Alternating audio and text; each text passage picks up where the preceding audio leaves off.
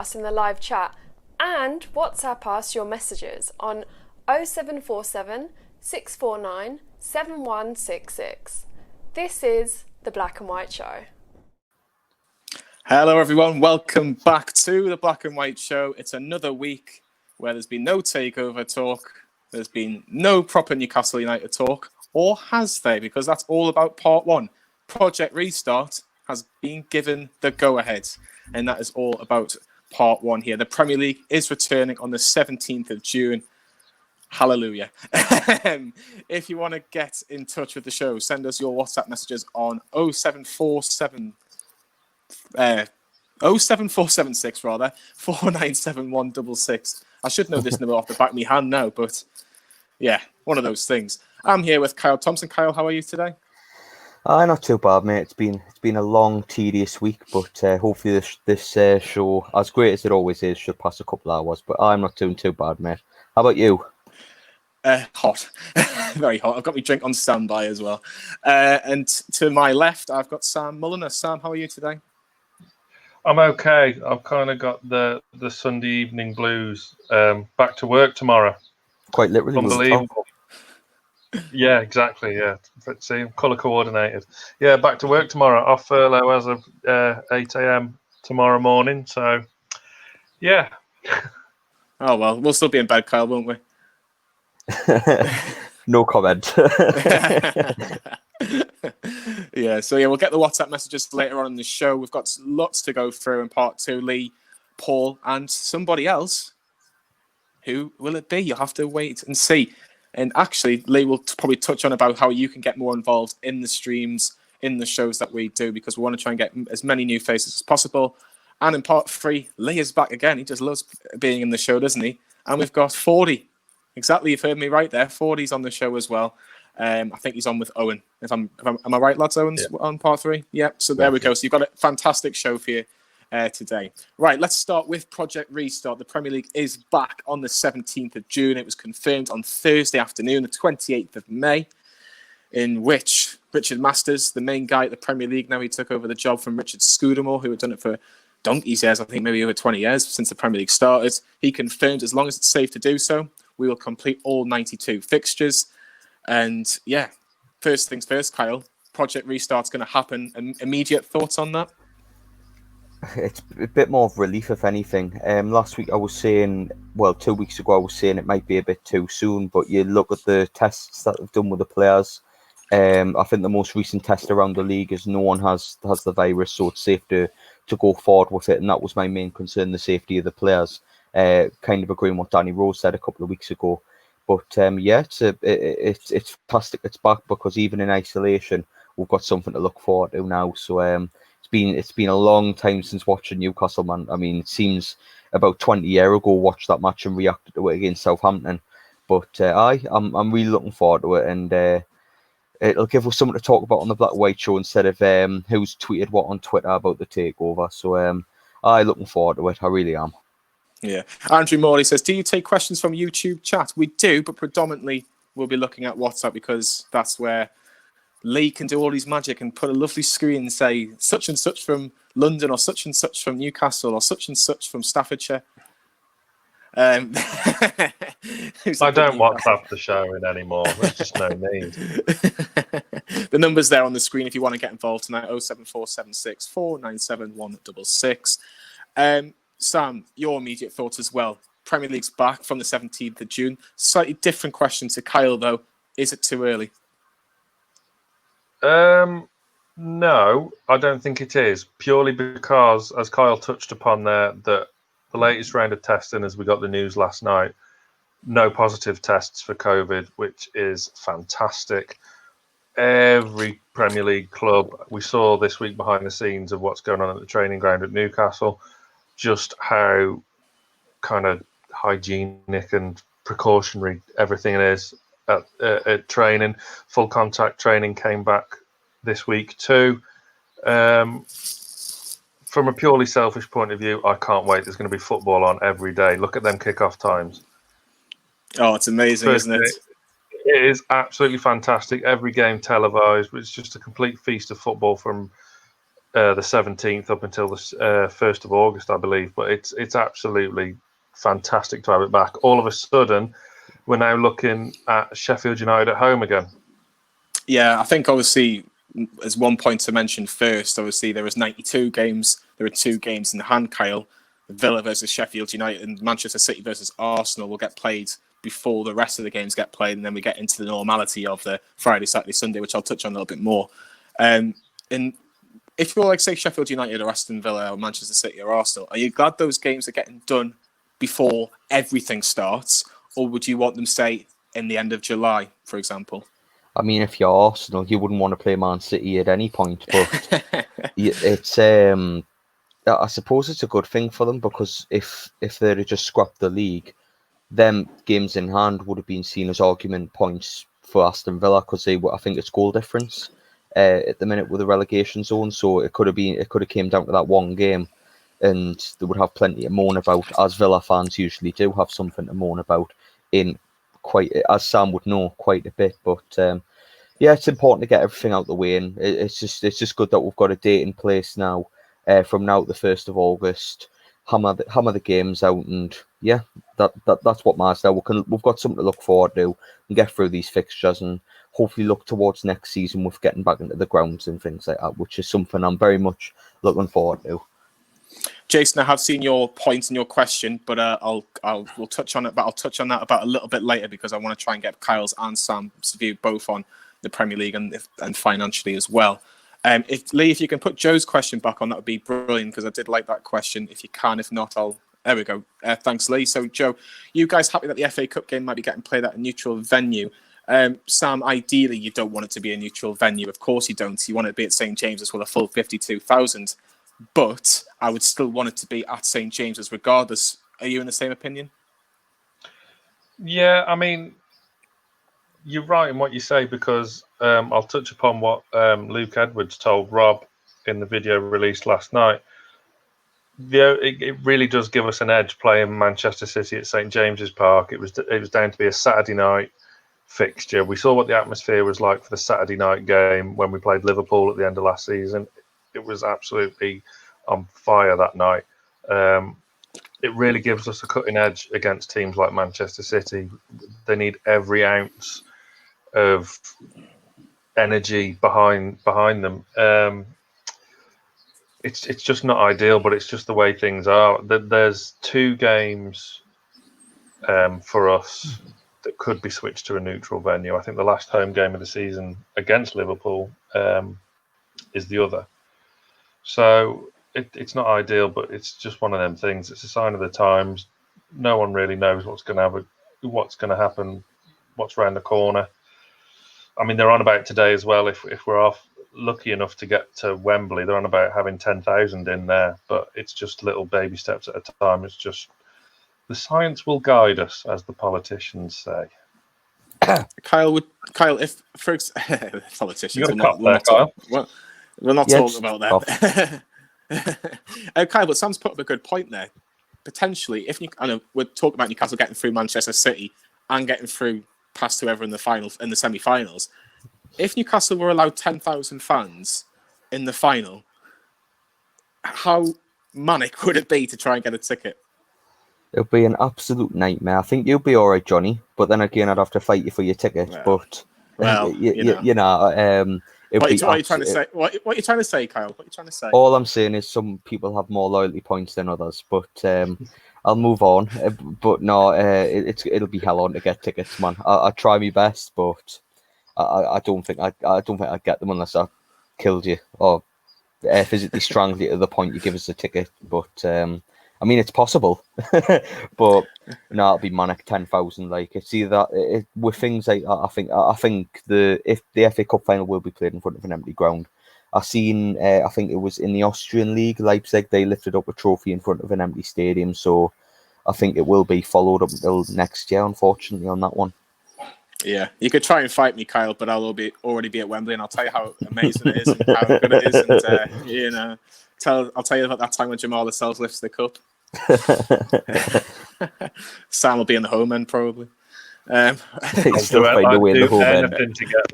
I would do anything to get there. I'd sit on the roof if need be. There's Oh, no well, do you know roof what? at Wembley either, so you know what I mean. Leipzig I'd is in hang on the Germany. arch. I think you meant Salzburg, but we'll let him Salzburg, off. yeah. Aye, that one. All under the But- Red Bull umbrella, as it were. Lee. Exactly. The Bundesliga master in the control and everything as well. He's been bragging how many games in a row he's watched in the Bundesliga. Yeah, Joe says their demand will be mental for 10,000, but if some people have got to say, I don't know, 100 loyalty points, for example, I think it might be okay, mate. Don't worry about that. John B, good evening, lads. I hope everyone is well. What did you make of Rondon hinting about a return?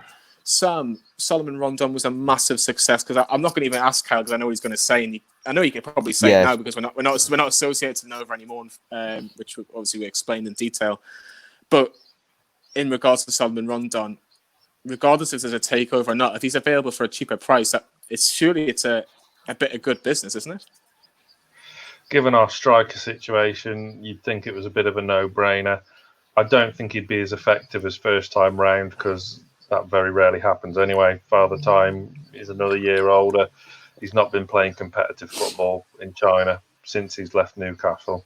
But, I mean, our strikers have one Premier League goal between them all season, so it'd be kind of stupid not to, really. So he's a little tease, but I just can't see it happening, to be brutally honest. I know Kyle just thinks longingly of Solomon most days, but I just can't see it happening. No, I think Kyle had to have his own show about Solomon Rondon. But Liam's just put in the comments saying that, imagine if Newcastle Liverpool was played at the Amex in Brighton. That's a long trip.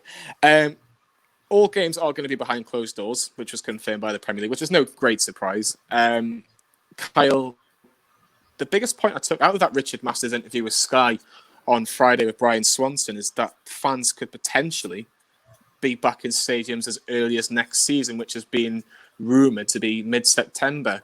That's fantastic news if there's no second spike, isn't it?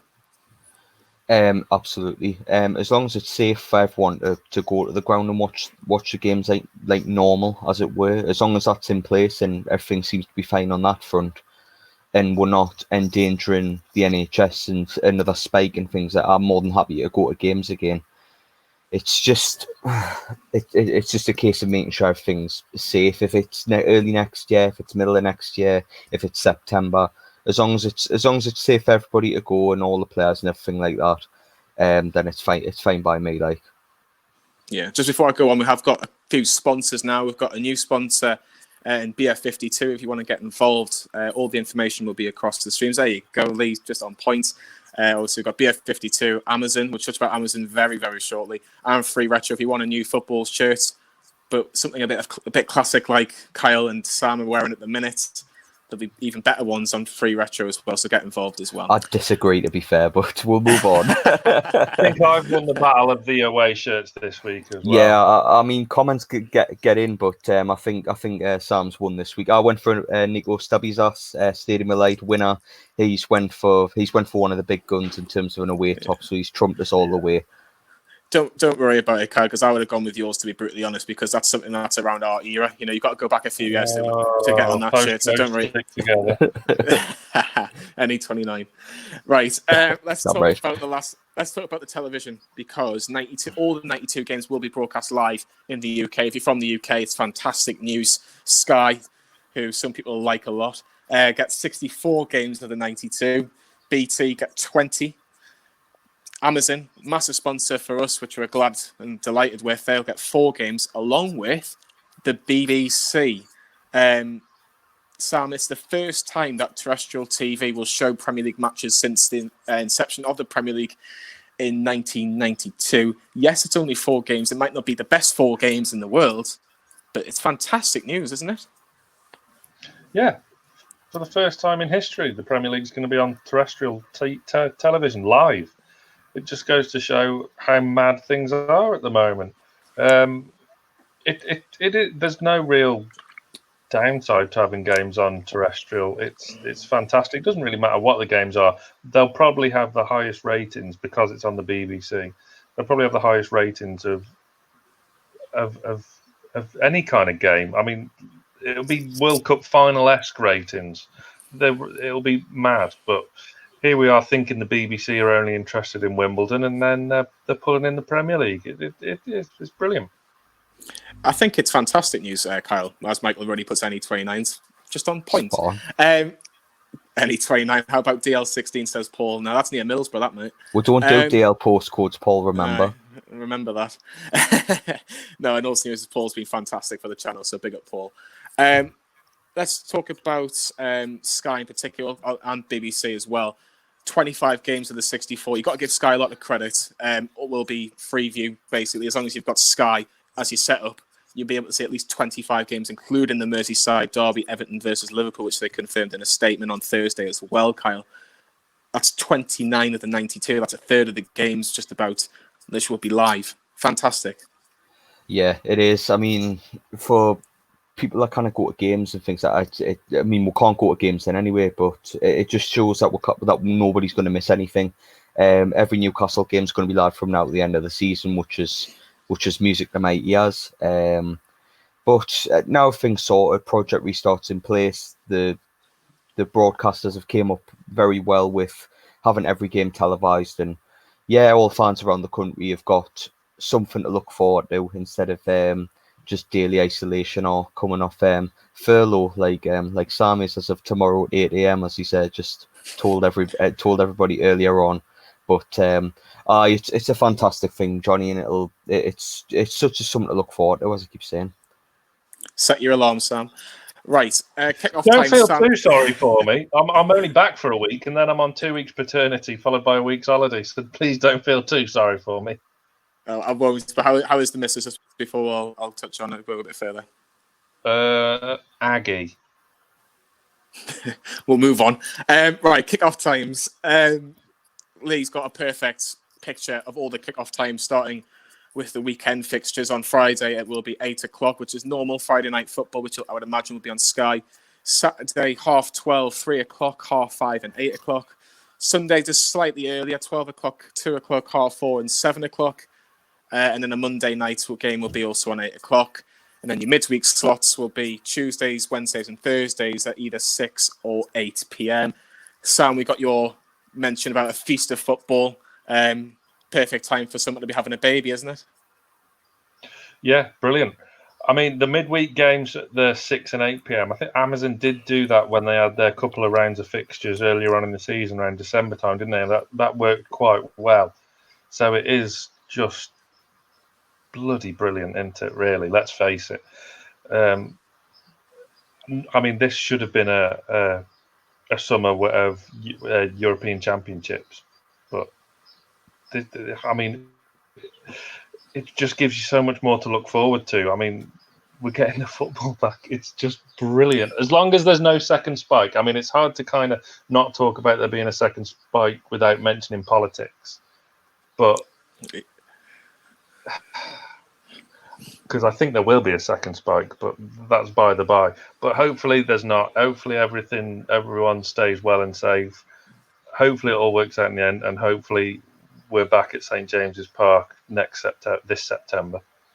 That'll be amazing. Hopefully we'll get to see some football at St James's live for in real anyway. But Kyle, again, just briefly, amazing to see literally every day of football. The Championship looks like it's going to get the go-ahead as well. League One, it's a bit undecided. Portsmouth have been talking about it on TalkSport that a lot of teams are quite happy to finish the season on a points per game. A lot of teams want to continue the season. But it looks very, very soon that English football is going to have a stranglehold on the rest of the world, really.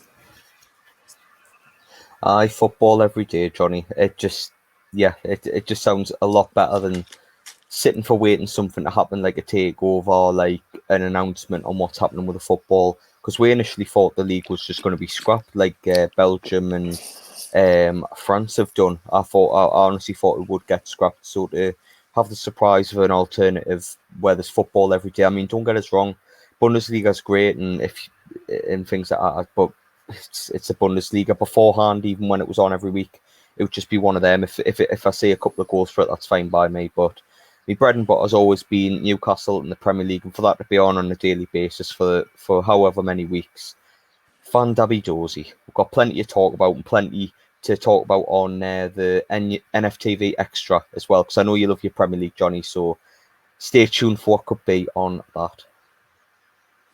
So NFTV Extra, if you haven't seen it, we've rebranded as from the Under-23 and the women's channel. It's everything. So Under-23 is women's. Anything extra, like I say, I might do a few Premier League videos as well. John, I can't wait for football. Miss it so bad. I'll have a drink for you, Sam. Thinking of you working tomorrow. Mark Henderson's putting a couple of comments. Mark Henderson's putting a couple of comments as well. The only time fans will be allowed back is when there is a vaccine for the virus. I would agree with that personally. Jason Carter, Chic James Park. Can't wait. Lee's going to briefly touch about the takeover in part 2 with Paul and somebody. You have to wait and see for all that. It's weird here in Germany, though. Football has been hardly mentioned. I guess Lee loves the Bundesliga. I'm of the opinion of it's not the same. I like, personally, the English football. I'd even watch probably Celtic or Rangers in Scottish football. I just prefer British football, but it's just people's taste, I suppose. Lee's just put on his personal Twitter page. Follow him if you haven't. It's at Lee at NFTV, I think it is. It's a bit of a tongue twister, to say the least. 13 Bundesliga games. I think I've probably watched about 1.5 at best, if I'm being brutally honest.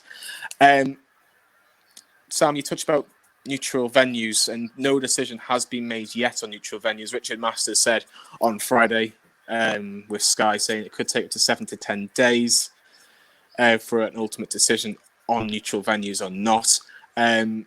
5 fixtures in particular have been mentioned as potential games that need to be moved. The ones that are impacting Newcastle versus Liverpool on the final day of the season, which I can kind of understand. But Manchester City versus Newcastle in April. It's not the FA Cup game, it's the Premier League game. Bit strange, isn't it?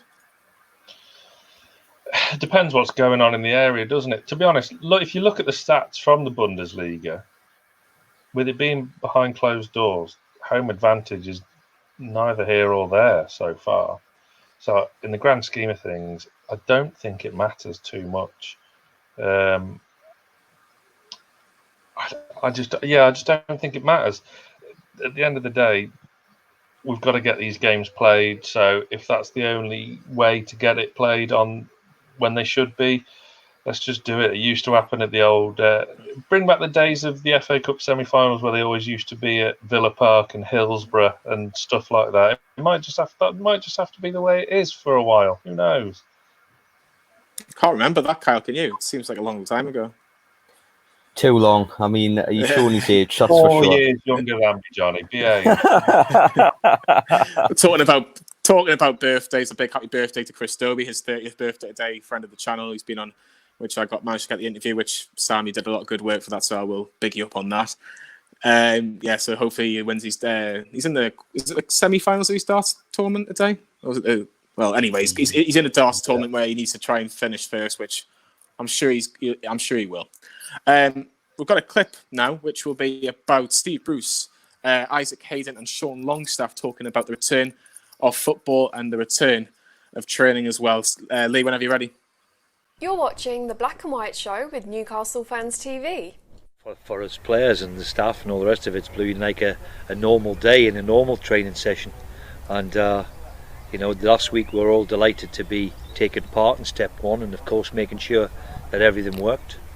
And I have to say the players physically have come back in good shape, which was vitally important. So today was a bit like normality. This afternoon we'll know more, of course, of when we're looking to start, and I think that's vitally important, is that the players and the staff have a start date, because when you're training and preparing, the one thing we're all looking for is that date. So hopefully there's a bit of good news this afternoon, and we get that date, which is vitally important. To be honest, everyone's been chomping at the bit to get back. I think you spend 3 or 4 days not playing football, and then you're twiddling your thumbs and you're looking at your phone all the time to see if there's been a date when we can go back and stuff, and it felt like forever that we're off. Luckily everyone's kept in pretty good shape, everyone's came back really fit, and it's been brilliant. But now I think we can sort of focus on the good part and look forward to preparing for games, and hopefully, I think, like I said before, everyone's desperate for the games to come back around. I think that's why in training the level and the tempo has been so good, because everyone's looking for a place in the team. It's a bit different because realistically now everyone would have been on their holidays and jetting off wherever they're going, and doing things that they wouldn't be doing now. We wouldn't be training now in this weather and these environments, and it is a bit different. But I think you just have to get on with it. At the end of the day, you're paid to play football and do a job, and these circumstances have never come around before, and they're unprecedented times. So to be able to even do your job to the full capability and still get paid to do it, I think is a privilege, really, considering what's going on around the world and uncertainty that other people have in their jobs. So it's been great to get back and actually be able to do your job. This is the Black and White Show. Yeah, so it seems like everybody's singing off the same hymn sheet, Sam, that they just want to get back playing football. The only thing I would slightly say is that it is different temperatures. Footballers aren't used to playing in June and July, for example. Do you think that'll have any impact? It'll have the same kind of atmosphere as I think Euros or a World Cup will have. You're essentially just playing in the summer. I mean, there's some dodgy haircuts going on. I know I'm one to talk, but there's some dodgy haircuts going on at that training ground. I mean, Isaac Hayden didn't want to do the same as Fernandez, did he? And go for my approach. But I think it'll have more of a. I think to begin with, it'll have more of a pre-season kind of feel to it, where we gallivant off to here, there, and everywhere, playing in 30-odd degree heat. But I think, it'll have a feel of a European Championship or a pre-season vibe about it. Yeah, Andrew, your question will be answered perfectly by Lee in the next part of the show, I should say. There was a question about can St James's Park be a neutral venue. Kyle, do you think that could potentially happen? I don't think so. I think we're too far north. I think the way the FA and the Premier League will look at it is anywhere north of Manchester, Scotland. So I think they'll just keep them in the middle, and they'll make the Geordies do the travelling like they always do. So I don't think it's. I mean, don't get us wrong; it's a perfect stadium and that, but they'll not have us at a neutral venue. No way. Yeah, if this is your last chance to get your WhatsApp messages, and this part will be getting on the WhatsApp very, very shortly. It's 07476 497 Sam, Sean Longstaff was saying 3 or 4 days you get that itch to play football again. I think that is literally like most people are when they want to watch football or want to play football. When they haven't got it for a little while, they want to get back and playing. It's been nice to see them train in a group as well. It's going to be tough for them as well because, I mean, people complain about the fixture list round Christmas time. They're not going to know what's hit them when it does get really start to kick back into gear. But yeah, you can tell most squads have like a comradeship in them, and they probably would have missed each other. I mean, Sean said in that clip there that they've all come back really fit. I mean, I bet he has because he got destroyed by Jamie Sterry in that hit session on It's an understatement. where he was blowing. Whew! For a midfield engine like Sean Longstaff to be blowing like that, my word. I mean, I'm not one to talk because I would have lasted all of 30 seconds. That's what she said. But at the end of the day, it's 2 in 2 weeks. But yeah, at the end of the day, it's going to be thick and fast, and they're going to need to be fit because it's going to be brutal, this fixture list. Yeah, it's going to be quite brutal because obviously 9 games, Kyle. They've got 6 weeks to complete it. I think it's the last Saturday of July, last Sunday of July, beg your pardon, which will be the final day of the season. So there's going to be at least, you'd say, 3 midweek fixture slots as well, and Newcastle have the FA Cup as well. Out of those 9 games, do you think that Newcastle could burn out? What do you mean burn out? The way I say it, run out of energy, maybe, essentially. It's not as if the other 19 teams have been running triathlons while being away, Johnny. They're all in the same boat. For me, I think it's an even playing field with how long teams haven't been able to play football. So I don't fear that they'll burn out. It's just literally a case of trying to get an early win on the board so we can build a momentum from now to the end of the season. That's really it for me. Yeah. Sam, who needed the break more? I know obviously we don't want to say that people dying is a good thing because it's obviously not.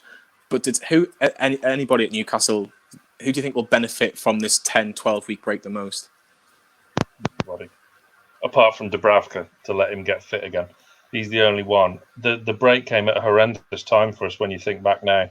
We had that 2 wins within the space of 4 days at West Brom and Southampton. We were really starting to kick back into gear with the 4-2-3-1. Lloyd, I've had to buy more cans from beer52.com/NFTV. But yeah, the break only came. Well, yeah, it's seamless, isn't it? I mean, 8 cans. Smooth that like.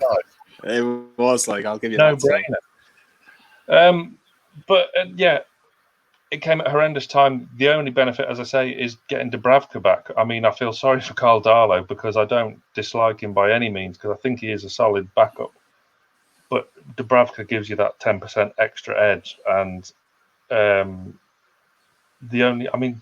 will be fit as well, won't he? So I think Ciaran Clark is another player as well. Ciaran Clark, the big one. Absolutely. Oh God, are we going to have this argument again? Yeah, we can if you want. No. I don't dislike Ciaran Clark. I just don't think he's our first choice centre back. But before Kyle butts in, he was on a great run of form. He's done fantastically well this season, and it's brilliant to have him back fit and available again. I'll agree. The only thing I would say at the minute on form, and for the last 2, maybe even 2.5 seasons, I think Ciaran Clark's probably, along with Jamal Lascelles, probably been the best centre half at the club.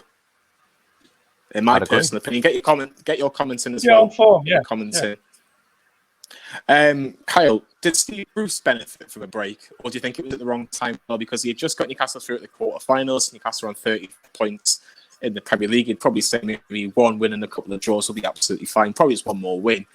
Did he get this break at the wrong time? I believe so, because we've just changed formation. We've got the draw against Burnley, which depressingly is the last time I was at St James's Park for that draw. He changed it to a 4-2-3-1. We played at West Brom. We stayed the same formation, 4-2-3-1. We got a good win there. Looked really convincing up until we conceded 2 late on. And then against Southampton, we looked dominant. We could have, I know it was only 1-0, but we could have won by 4 or 5 quite easily. So for to have that bit of momentum with a change of system and people actually starting to buy into what Steve Bruce was doing, it came at the worst time for him, because if we don't hit early on and get a good bit of form and we'll lose a couple of games, what momentum he built is just completely gone. So the breakers came at the worst possible time, and plus during that break he's been linked out of the hot seat at Newcastle, other names being touted elsewhere. So the break is, in terms of a break, it's hit Steve Bruce definitely the hardest. Yeah, for sure. Jack Chater's just put on a point better behind closed doors, because obviously he might not get as much criticism, which could be, I think, is a good point. We're going to get your WhatsApps on in 1 minute's time just to get Lee sorted. Just a quick thing about the FA Cup. Is the only thing I've got really left is that the quarterfinals will get played on the 27th and 28th of June. If it sticks to what the TV, as in BBC and BT Sport, had before coronavirus, Newcastle should be the Saturday tea time / evening slot against Manchester City. Hopefully it'll be at St James's. The semi-finals will be the 11th and 12th of July. And the final, keep a date in your diary for this, Kyle, the 1st of August. That's where you get to watch me at Wembley cheering on Newcastle. We'll have to get past Man City yet, man, have we? They're a good team. Keep that date. Yeah, they're not bad, are they? Let's get your WhatsApps now. I'm going to have to look really close to my screen, but it should be absolutely fine.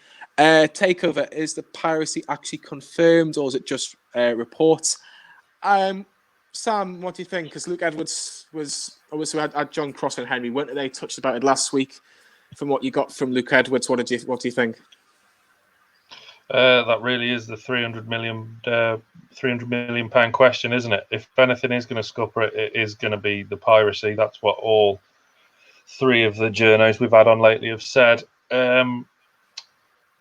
It's a tricky one. At the end of the day, they were found not guilty in the parish courts about piracy. However, they remain on a top priority watch list for piracy in the States. So, I mean, on the flip side of that as well, they are going to be bidding for the rights against beIN Sports.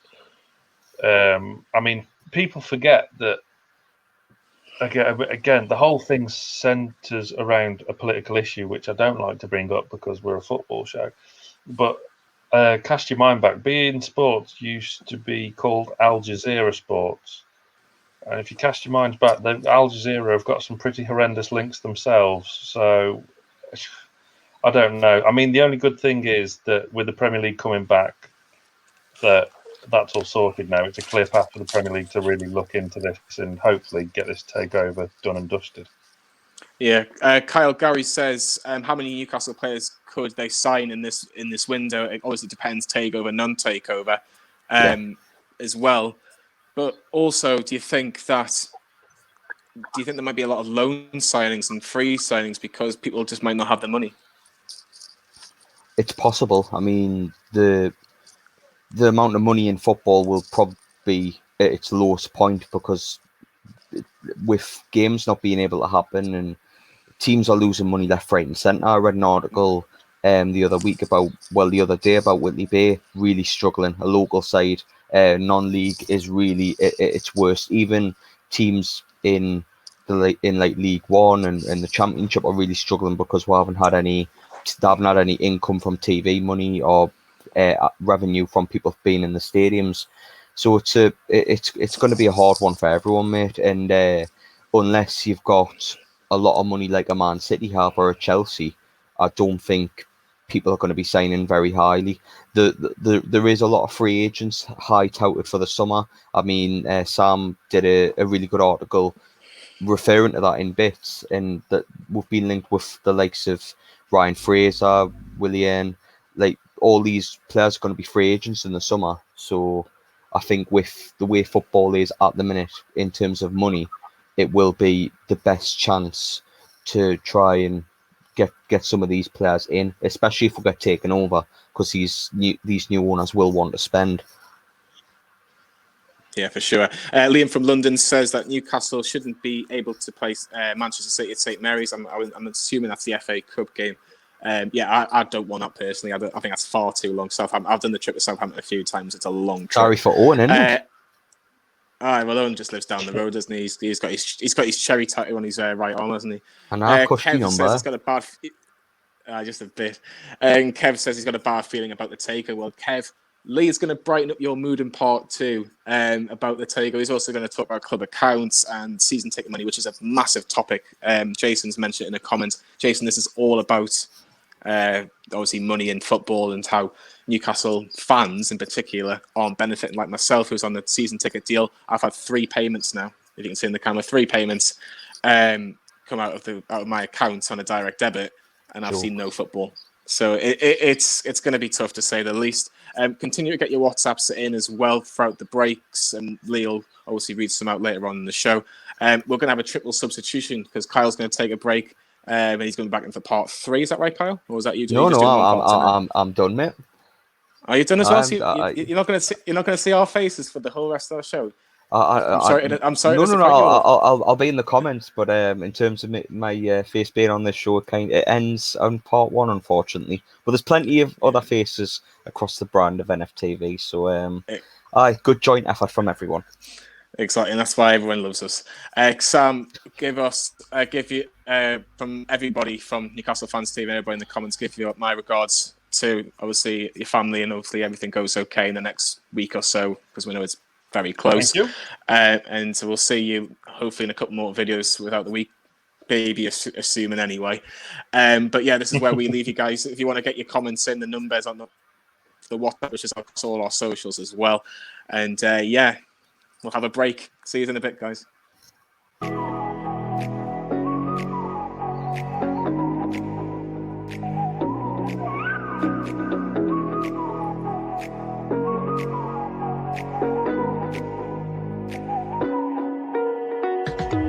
You're the night sky trying to make me see your stars, but the dark gets lonely.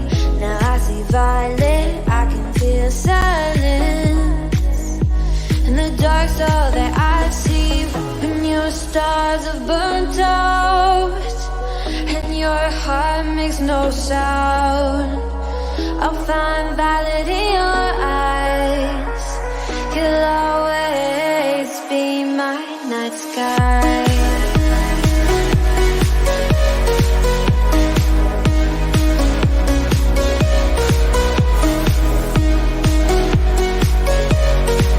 You'll always be my night sky.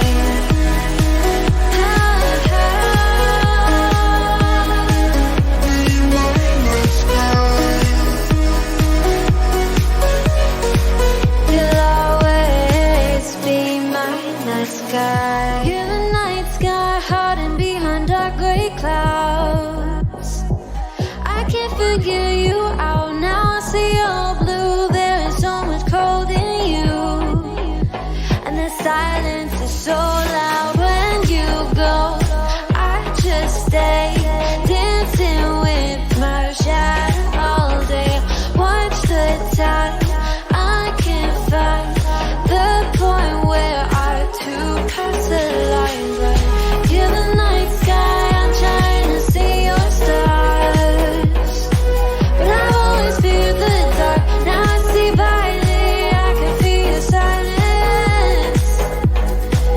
You always feel so far when your stars are burnt out, and your heart makes no sound. I'll find valid in your eyes. You'll always be my night sky.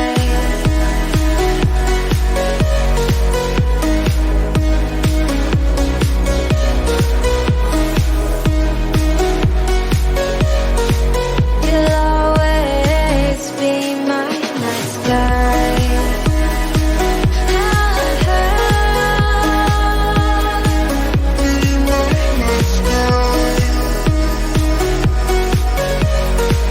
You'll always be my night sky.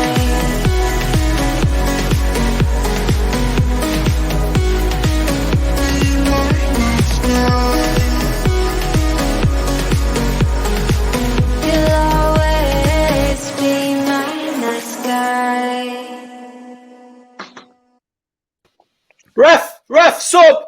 Hello, everybody. We have a triple substitution. How you all doing? I am joined by Paul. I'm also joined by Brand. I'll speak to those guys in just a second. Coming up in this section, we are going to be talking about that dreaded T word. Unfortunately, everybody, it's the takeover. We're going to be hearing from a couple of clips shortly as well. We'll be discussing the club accounts, and also we'll be discussing season ticket money as well. Brandon, you just need to move your picture slightly because you're slightly off screen, so you can get a little bit more central. Thank you very much. Paul, how are you doing? Aye, not bad, not bad. Another great day. No work to do. Relaxing with the family. Can't complain. You're representing NFTV. I can see there. Yeah, T-shirts are available for the link in the description below. Oi, oi. Always pushing. We look normally. Brandon, you are a member of our both YouTube and Facebook still at the moment. Tell us who you are, what you do, why you're a Newcastle fan. I'm Brendan. I live in the Netherlands, close to Amsterdam. Why I support Newcastle? Because I used to live in Newcastle. I'm a plumber, so I went over to England, to Newcastle. Been to a few homes. Come one day, won't you? If you're trying. Yeah, but and obviously, sorry, go on. Sorry, man. The connection might be a little bit slow here. So what we'll do is we'll crack on then, because I think there's a bit of a dialogue with the internet connection. Is we're going to be talking, unfortunately, about that T word. Brandon, obviously, you've seen it from afar. We say it all the time. I'm sure you'll keep up to date with the takeover. But what's your latest thoughts on the takeover? Are you confident, or are you a little bit worried? To be honest, I'm not worried. Just patience, to be honest. Like, I think people talk way too much on the media, and there's only a slight amount of people who actually know what's going on, I would say. Do you think it's dragging a little bit? Mm-hmm. Yeah, Paul for sure. thinks so. Oh, no. I had there when this started. It is dragging. I was just wondering, obviously from Holland, obviously it's next to Alkmaar, isn't it? Where you're from, Yeah. But are they talking about it much in Holland in terms of, in terms of football fans? Do they see this as a big threat? Not so much, obviously, the Eredivisie clubs, but do they see this Saudis coming in? Are football fans talking about this potential takeover? You have TV shows who talk about it, but not that much, to be honest. I think it's just an English thing, in my opinion.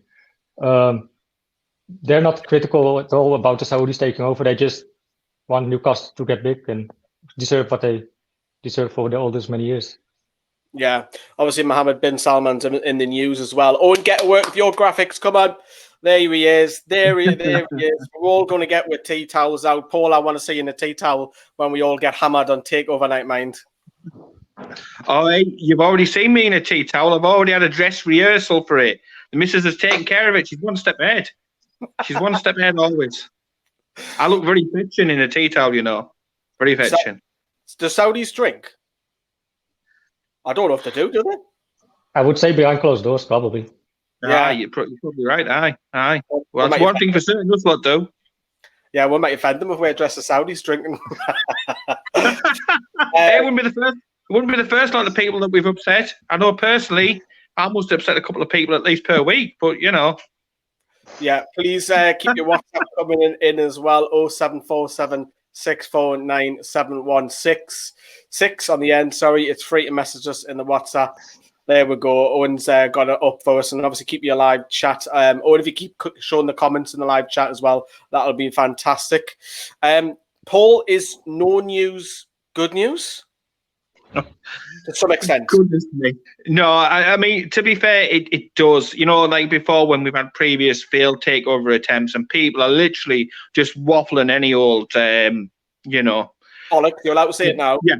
I know. Hey, it's breaking the habit of a lifetime. Usually radio, you think you've got to be switched on. But, yeah, I mean, at the end of the day, there's been people talking absolute BS from every angle. You know, people from the groups who are trying to buy the club, coming out, speaking to somebody who's got about 20 followers on Twitter. You know, all of this waffle and stuff like that. But certainly, you know, like previously, Ashley's came out. He's been very, very quiet. In fact, he's moved himself out of the country, which is fantastic because obviously I hate sharing the same oxygen, never mind the same country or anything else with that particular lowlight. But at the end of the day, yeah, no news in a way. It is good news. And, you know, I know you're going to be touching on something later on with regards to refunds. I think there is a lot of positive little noises and little signs that are there. However, you know, for everybody who's on lockdown and already suffering because of it, those that are actually doing it and doing it right, I'll add that. You know, at the end of the day, we're desperate for some information, just a release of everything. But yes, to come back to your point, no news in a way is good news. Nobody on the buying side or selling side is saying anything, despite what the people who work at KFC and the likes may be saying. You know, they are just literally making up stuff, waffling absolute crap that I'm not buying for an absolute second. So from the trusted people, the people that we need potentially to hear from, they've said nothing. They've stuck to it. The NDAs are clearly still working, and lots of little small positive noises and signs here and there if you look close enough, you know, for it. I sound like that guy off that Alien program, don't I? The truth is out there. Yeah.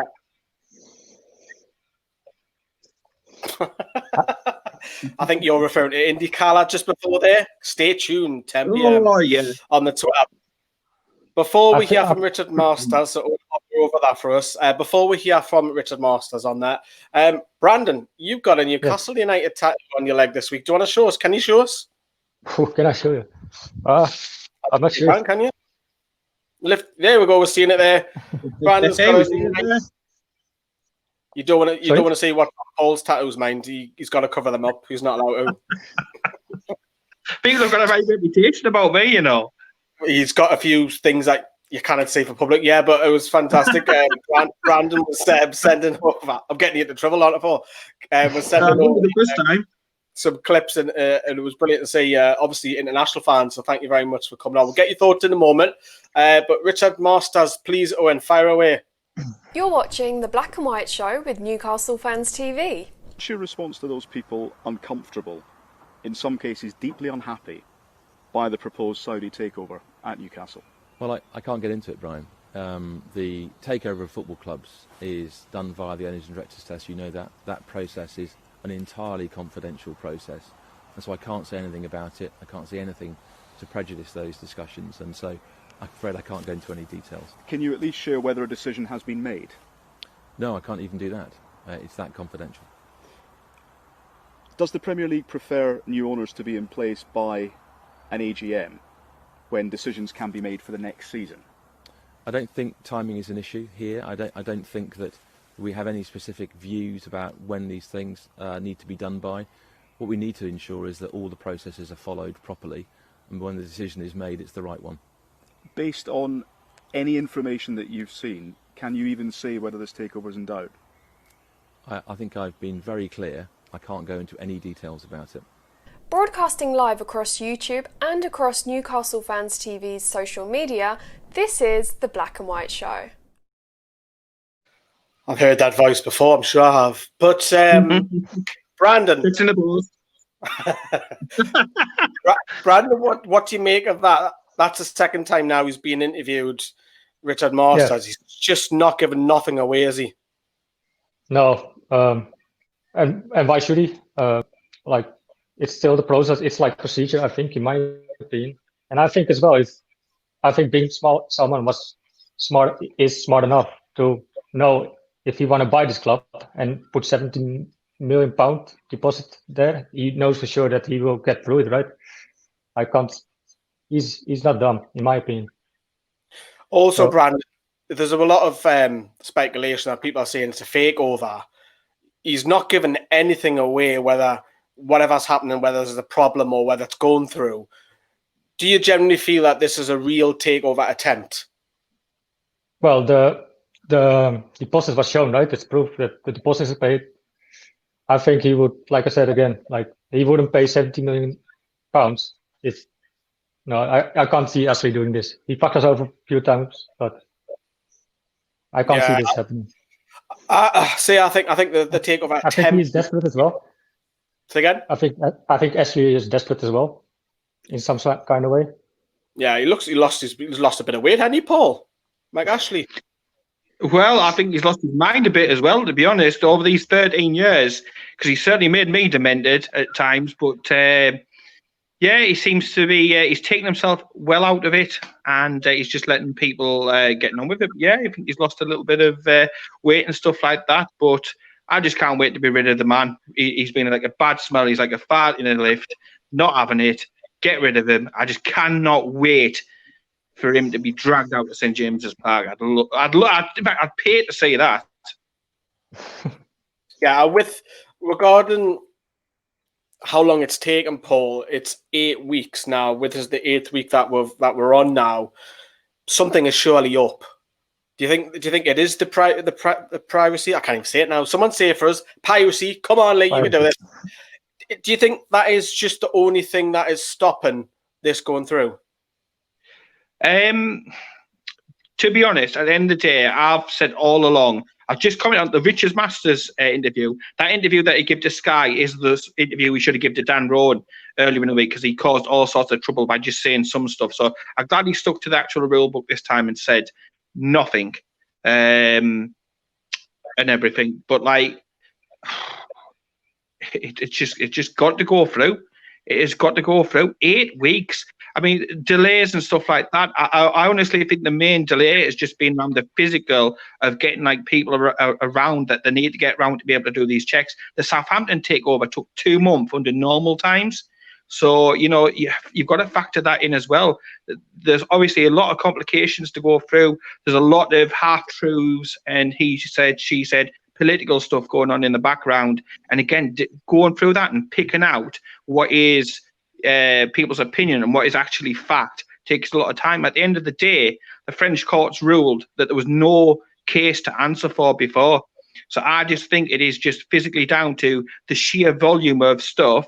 and I've heard it's hundreds of pages worth of documents. Again, don't know that for certain. I don't work for KFC or anything like that, but there's a lot of stuff to be able to go through there. And at the end of the day, they've got to make sure that they're whiter than white. But I will say for one thing for certain, from the Premier League's perspective, where cash is king, and there's not much cash about, are you going to turn away somebody who may try and bid for your rights and potentially get the rights, or certainly bid the price up? And are you going to stop somebody who's going to pump hundreds of millions of pounds potentially into the Premier League to bring better players and make the Premier League a better place, then get more eyes on the Premier League so that you have more viewers and you make even more money than the obscene amounts that you're already making? Of course you're not. But what you are going to do is make it look on the surface that everything is being scrutinised. It is all just politics at the end of the day. And talking about politics, this country is in bed with Saudi Arabia. Saudi Arabia is in bed with this country. Boris Johnson, the Queen, I don't care who you want to say. You can make up all the excuses you want. At the end of the day, this will go through. Money talks at the end of the day, and it certainly screams. And it has done since we opened up the kettle of fish, which was signing Alan Shearer back in the day. Money rules. This will go through. I'm more than confident about.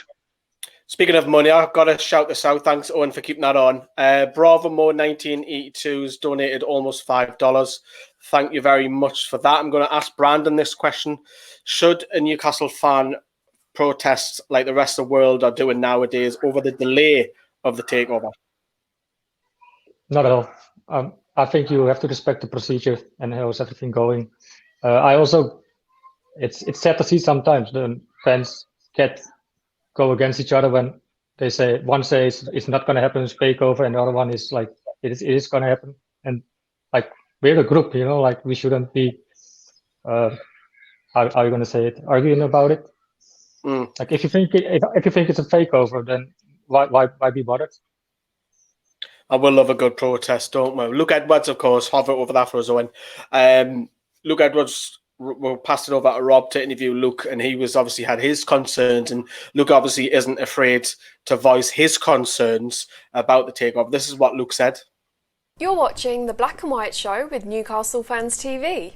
We keep being told there are no problems, no red flags. Well, obviously there's a problem because it's taken 7. I think we're moving to week 8, aren't we now? Next week? I don't know what time. Is it almost midday on Friday? It doesn't look like there's going to be an announcement today. So that's another week where a week ago we were told it would be done this week and it hasn't been. So, look,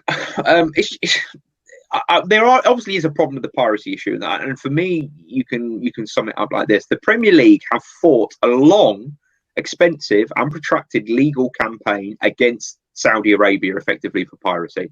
So you're asking a body to sign off a deal against people they've tried to take legal action against numerous times. And I think the last legal letter they sent was to the US Senate in February, asking for the Saudi Arabian government to be on the highest level of piracy, intellectual property theft, I think they call it, to use it, give it its posh term. So look, it's obviously complicated. That doesn't mean that the takeover is not going to happen. What it means is the Premier League are in a legal minefield, and they know they are. They know they're in a legal minefield. So it's taken a long, long time because they've got to make sure everything is watertight legally. And that is a very tricky thing for them to do, to separate a deal to buy a football club in private investment, so sovereign wealth fund of a regime that's going to be directly involved in the running of a football club, and they have had a legal dispute with that regime. It's very, very tricky for them. Now, that doesn't mean that the takeover is going to be blocked.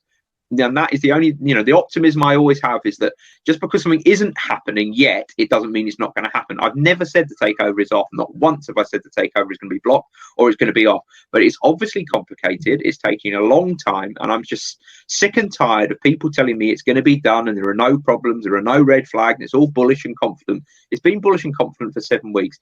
And until the deal is signed off, there is always a little part of me, maybe 10, 20%, that thinks the takeover is not going to happen.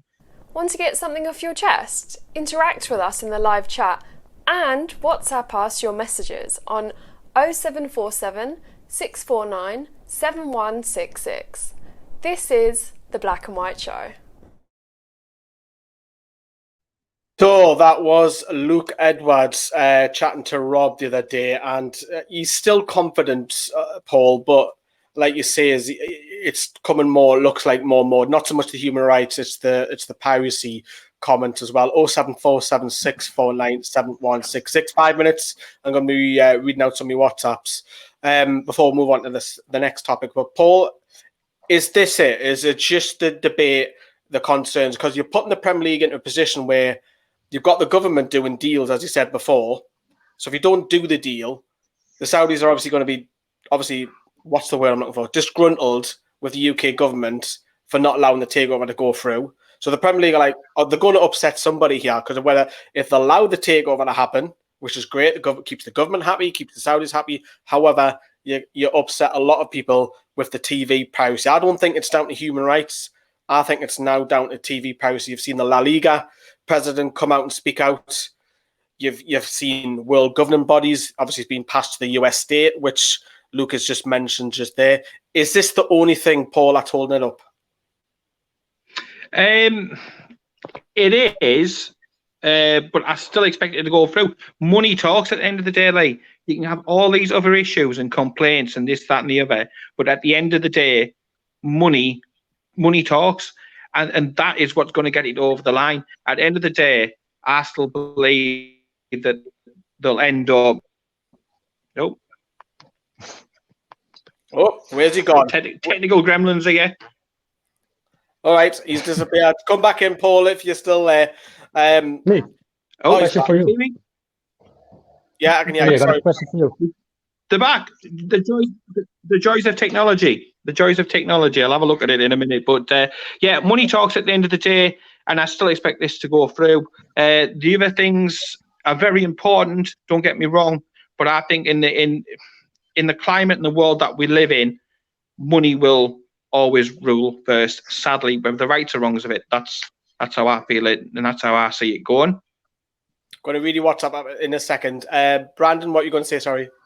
Yeah, I'm thinking about myself, like how much can you have held been someone accountable for like doing these piracy things? Like, isn't it just small companies who broadcast online? Yeah. I don't really think that he has like something to do with it directly, at least.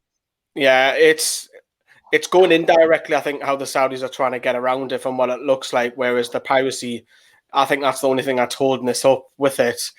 I think what I mean by third parties, that was the government backed the old BLQ and obviously streamed that legally. But then again, a French court and a UK court obviously threw that away.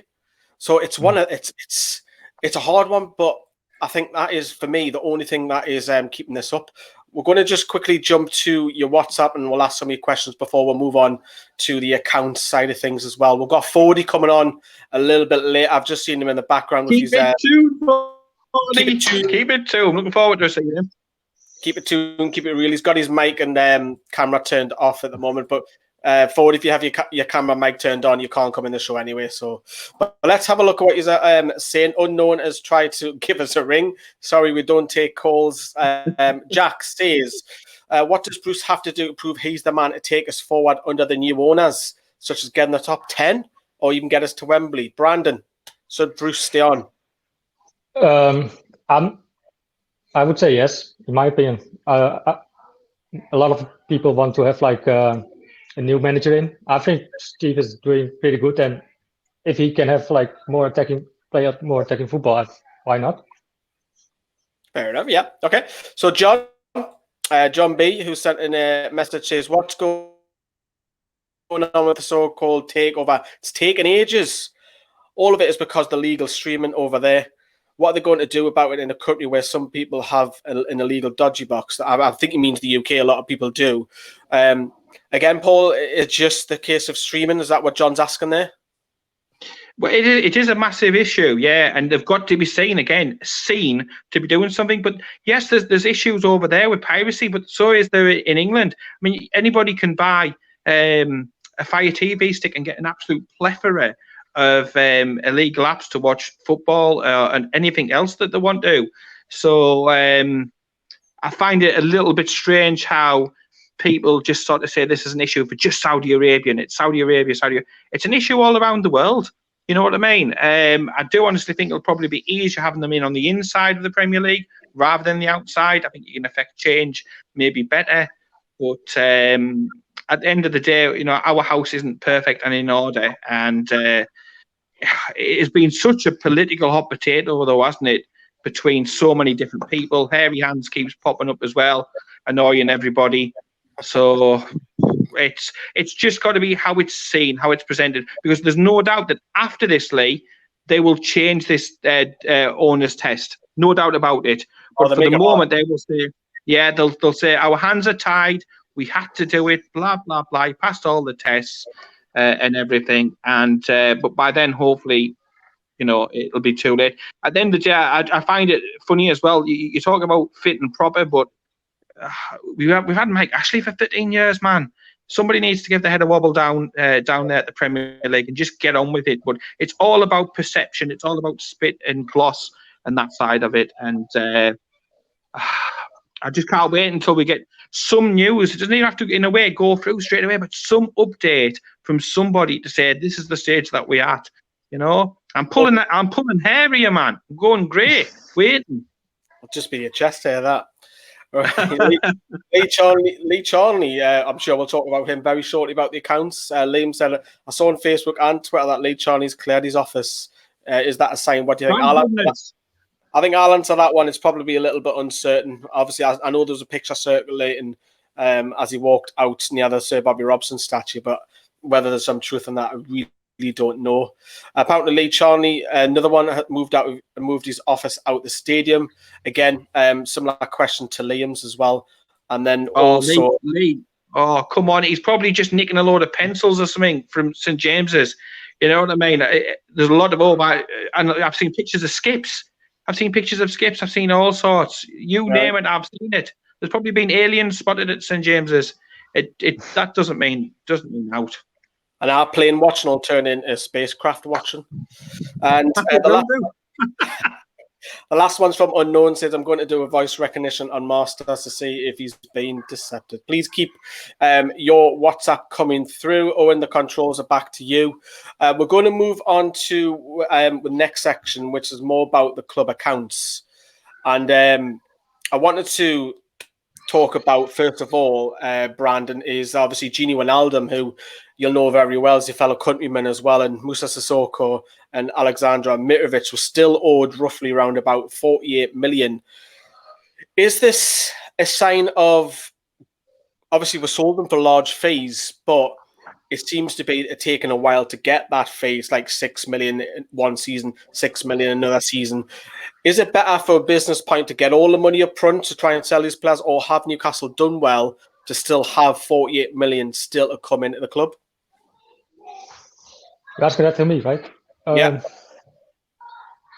I think all in one is not, it can be, but like, why? Like, we still have that financial fair play as well, right?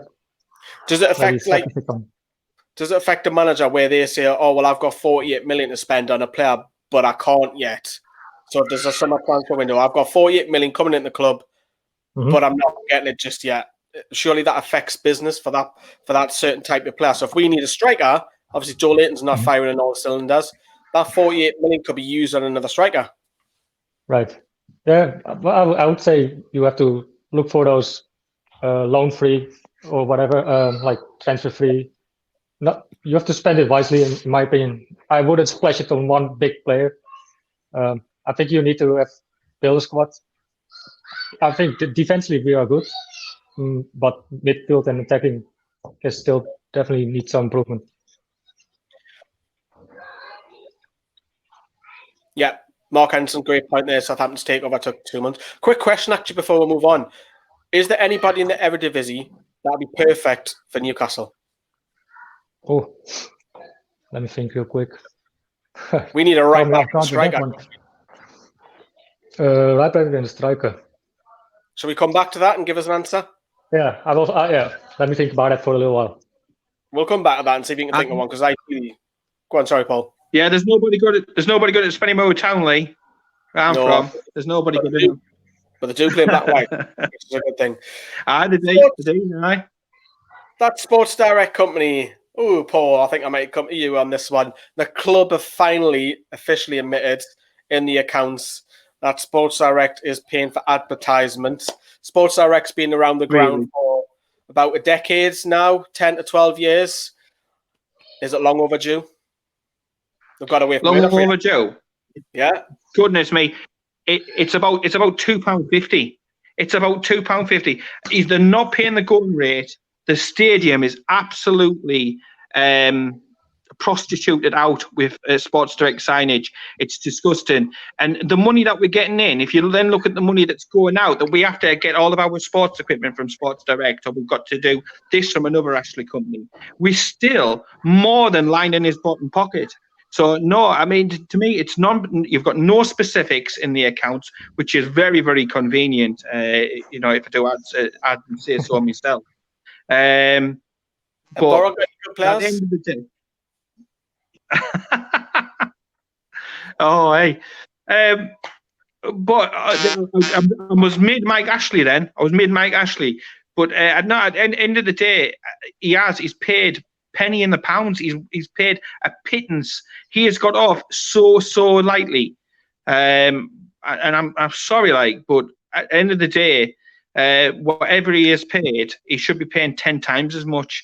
He really should. I'm surprised if you don't lift the toilet lid up at St James's Park. There isn't a Sports Direct sign there. It is that bad. It looks absolutely vile, and I can't wait. I tell you something. The Mackhams went in and changed the pink seats when they took over. I would love, and I'd give up my time totally going in there, taking every Sports Direct piece of tat down from that stadium myself, free of charge, and I'll clearly Charlie's office out myself as well whilst I'm on. The accounts were, as normal, very, very, very politically edited, to say the least. Brandon, what do you think of all the Sports Direct, the free advertisement over the years? Sorry, Lee, I have some problems with my my headphone. What do you think of the Sports Direct advertisement around the ground? It's horrible, man. It's disgusting, to be honest. Like, of course, it's not. It's okay to put your advertisement there, but like all over in your face, it's too much. Are Sports Direct known in Holland? Because I'm interested in that. Are they we have a few. We have a few in the bigger cities: Rotterdam, Amsterdam, Eindhoven. But in the smaller cities, like where I live, you wouldn't find them. Do you want to go burn a few down for us? Sorry? Do you want to go burn a few down for us? I can try. No worries.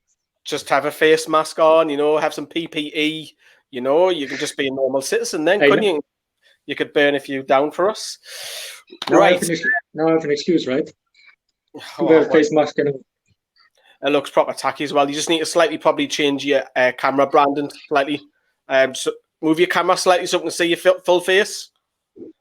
Cheers, mate. Right. Obviously, we know about the Sports Direct thing. It's been going on and on and on. Remember your WhatsApp 07476497166 to keep your WhatsApp in. It is the only Paul guaranteed place where you will have your message read out. Yeah, and I can just say, congratulations, you've got the number right every single time, which Rooney didn't at the beginning, did he? No, he didn't. No, he didn't. I think I've just seen, ladies and gentlemen, you will have to stay tuned to this later on because Clinton Ford is wearing a wig of Alan St. Maximum, so stay tuned. For that, that'll be interesting. I think he's going to bring the band of the night in here. Now he's going to wind me up later. I just know it. The big one, though, Brandon, we've had a profit of 34.7 million, which is the top of my mind, is the biggest possibly that I've seen. Being a fan, potentially, I might be wrong on that. Please correct me if I am wrong, but that's a big profit. Obviously, it doesn't take account into the summer signings, Joe Linton and stuff, and selling Jose Perez for 30 million. But surely that'll be good for the next owners to come in because of financial fair play. They can spend a little bit more. I don't know what you exactly mean by the question, but sorry about that. So the financial accounts have came out this year quite recently. And Newcastle have a 34.7 million profit. Okay.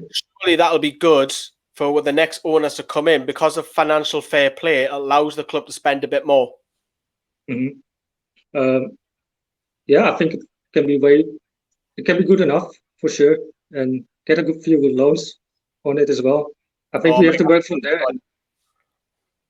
Mike Ashley loves a loan. We're not having any more loans. No more loans, please. But mind you, I tell you, I would sign Brandon Jetro Willems. Is he going to sign for Newcastle?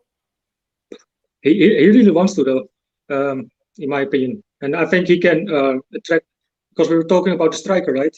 From the Eredivisie. There's one guy playing for PSV Eindhoven, Donjan Malen. He was being injured for a long time, but before that, he was scoring goals like crazy. And could he do it in the Premier League? He's small, but he's like an Aguero, in my opinion. Aguero type of player. That's high praise for that. But yeah, Jetro Williams have got to come in. But Paul, that profit, unfortunately, most of that would have come out of the increase of season tickets. Obviously, we'll come on about in a moment how the club haven't refunded none of us yet, but the increase of season tickets, and we're again down to communication, and any walk of life, you've got to have communication regarding tickets, but they put the prices up 3 years in a row and not explaining why. And does that 34.7 million, some of that will take effect into that? Yeah, most definitely. You know, at the end of the day, I was just absolutely flabbergasted when I seen the accounts. You know, we're making all this money, yet, goodness me, they communicate nothing that they spend that money on.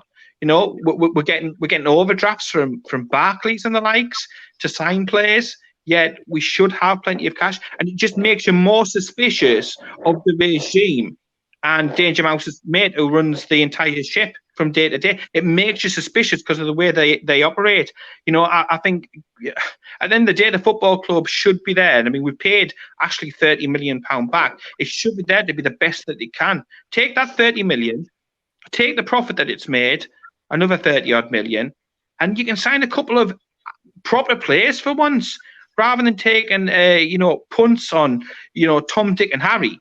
We can actually drink from the cup that we should be. We're a Premier League club, but you wouldn't know it because there's some Championship clubs who operate in a more extravagant way. You know, I'm all for running the business sensibly and stuff like that, believe me. But you know, there's times when you've got to speculate to accumulate, and it's just frustrating when you can still see holes in the squad. When there's arguments made, well, we won't sign Rondon because he cost this, that, and the other. Goodness me, man.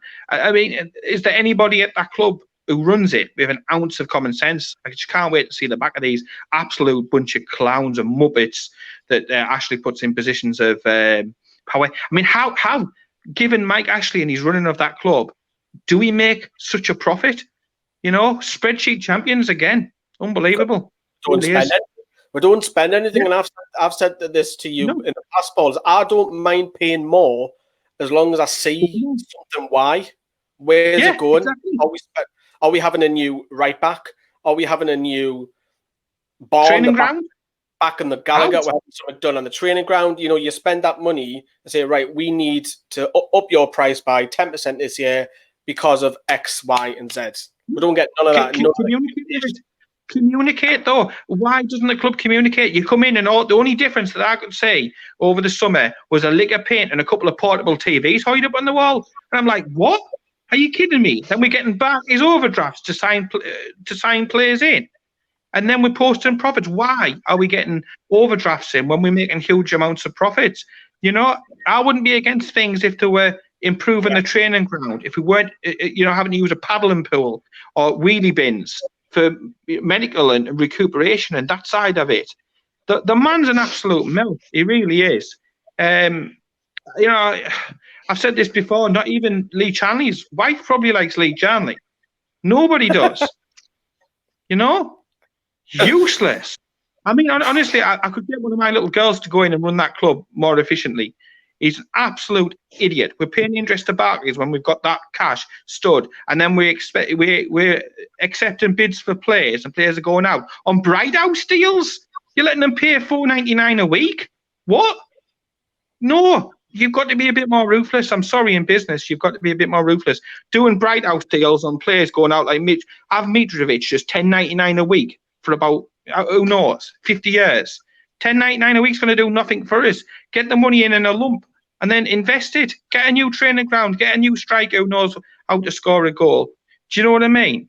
Get over, run. You know, at the end of the day, if you just ran the club properly, goodness knows where we'd be. Because you look at the position we are in the league and where we are in the FA Cup, with half an ambition, half an idea, and spending a few quid, we could be a totally and utterly different club. The man's an absolute oxygen thief, pure and simple. Jay in Atlanta, who was on last week, who came on to the stream, says, "Wife found my case of half a brown ale in the fridge. #cans." Jay, you need to keep them. We'll get you on Takeover night, Jay, because you spoke really, really well. So it's good to see another. He did. He likes certain people on the channel as well, doesn't he? Oh, yeah. Loves you, yeah. And it's great to see Brandon as well. So we're getting a few internationals on. Brandon, before we play a clip of me on the news about the tickets, do you feel emotionally connected to Newcastle United? Yeah, pretty much so. And it's a lot of times harder to love Newcastle than actually it's going very well, you know. It's not easy to love Newcastle, so to say. People in the Netherlands ask me why you support Newcastle. Fuck knows. I don't know. Seriously. I just went to the city, worked there, and just caught up in it. So yeah, you're in the bubble. I don't know. It's like it's a shame Ashley didn't do that. It's a shame Ashley didn't do that. Come to the city and fall in love. No, he came to the city and decided to be, I don't know, an absolute talent. Jimmy Savile's number 2. Brandon's probably a little bit young to know who Jimmy Savile is. Yeah, maybe he should do. Who would you, out of these two, Brandon, before we hear from this, if you had to pick, right, on a dinner date from Lee Charnley and Mike Ashley, who's not going to that dinner date with you? Fuck. Jump off a cliff. I just probably, I don't know. I have no idea. I will probably go with Ashley and poison his food. That's probably all I can do. Yeah.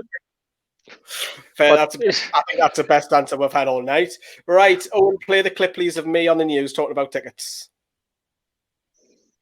Want to get something off your chest? Interact with us in the live chat and WhatsApp us your messages on 0747 649 7166. This is the Black and White Show. Following Thursday's announcement that the Premier League will return on Wednesday the 17th of June, football clubs across the country continue to train ahead of the resumption of the season. Newcastle United will resume the season in 13th place but have an FA Cup quarter-final against Manchester City.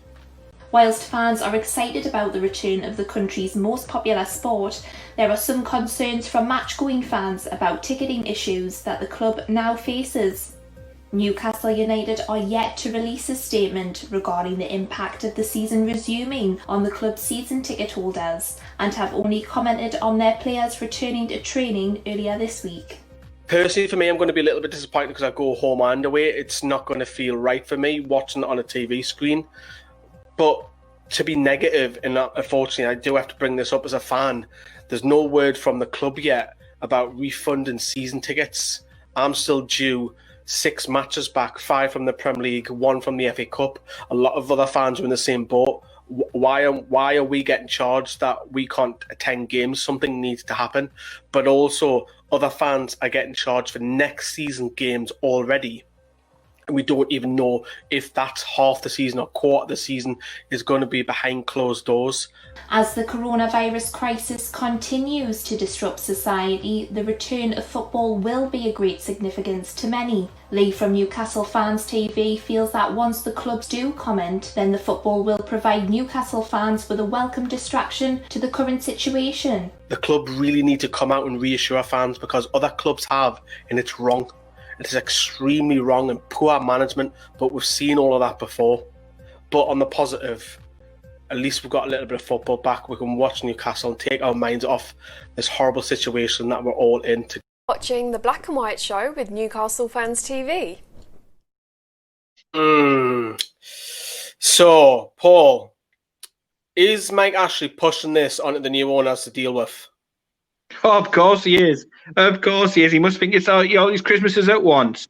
At the end of the day, this is another sign potentially that things are going on, in the background, because they can't act on it, although certainly using it as an excuse. To me, you're seeing what Chelsea have done and other clubs have done, where they can donate it to charity or do refunds or knocking off money to next year's season ticket or whatever.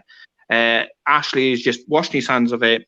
He doesn't want anything to do with it. That's money going out, and he's a businessman at the end of the day. But I think it's a positive squeak of a sign that perhaps we are in the very later stages of this thing all happening, and it'll be up to then the new ownership to very, very quickly deal with what is a bad PR situation. It's a shocking PR situation, Paul. It's if you don't get your money back, it's fraud. It's fraud. Yeah. We've seen people write saying you've got to reply to this. We've seen people on Twitter send emails saying that they've emailed nothing back, and it's like if you bought something from Amazon, link in the description for Amazon. If you bought something from Amazon that was worth 200 quid and it came faulty and it didn't work, you would immediately get a refund or you get the same product for free. Yeah.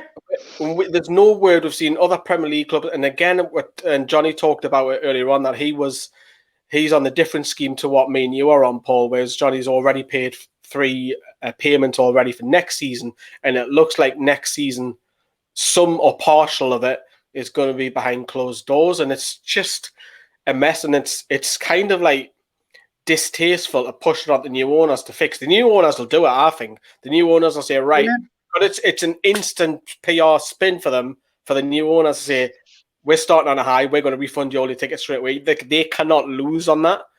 But again, it's down to Mike Ashley just pushing it over and saying, oh, you can have it, you deal with it. It's constant. It's the issue is, and we've said it, today in the episode, time and time again. It's bad communication, is what it is. Because if the club came out and just said, "Look, we're unable to because we are in a takeover situation. We can't comment on that further. But as soon as we have clarity on that, we will be addressing it." That would be better than just turning your head and saying, no to it. It's like somebody knocking on your front door asking for the money, and you've locked the door, you've shut the curtains, and then that's it. Do you know what I mean? At the end of the day, they were quick enough to take the money. You should at least have the decency to say what's happening with that money. It is your money technically, and time again, it's poor PR. But we're used to that off Mike Ashley's Newcastle United. To shoot themselves in the foot all the time. That's what I said. I'd be better off letting my, little uns run the club, because they would do a better job. It's just common sense and good communication, which we were promised off Penfold at the beginning of the season. He promised better communication. Another lie under this regime. Brandon, that's a lovely LS jumper / hoodie that you've got on. Cheers, mate. If you bought that and it had a big massive hole in it, what would you do? Bring it back. Go for a refund, of course. Do you see where the Newcastle fans are quite frustrated again with the communication of all this?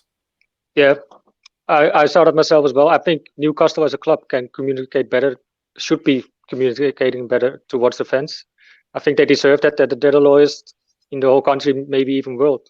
Like they should deserve at least like some explanation or where the club stands. So it's all guessing now, As the song goes, we are the loyalist supporters the world has ever seen. Paul, would you accept, before we're going to wrap up with the WhatsApp, so remember, get your WhatsApp in 0747 649 7166. Got that spot on there. I'm learning. There you go. Oh, behind me, you see. But yes, get them WhatsApp. We're going to read them 0747 649 7166 at the top of my head. I don't think I got that right second time, but I'm learning. Get them in, because we're going to read them out in after the lads have answered this next question, and we're going to take a break. and then we're going to bring Owen and Fordy in.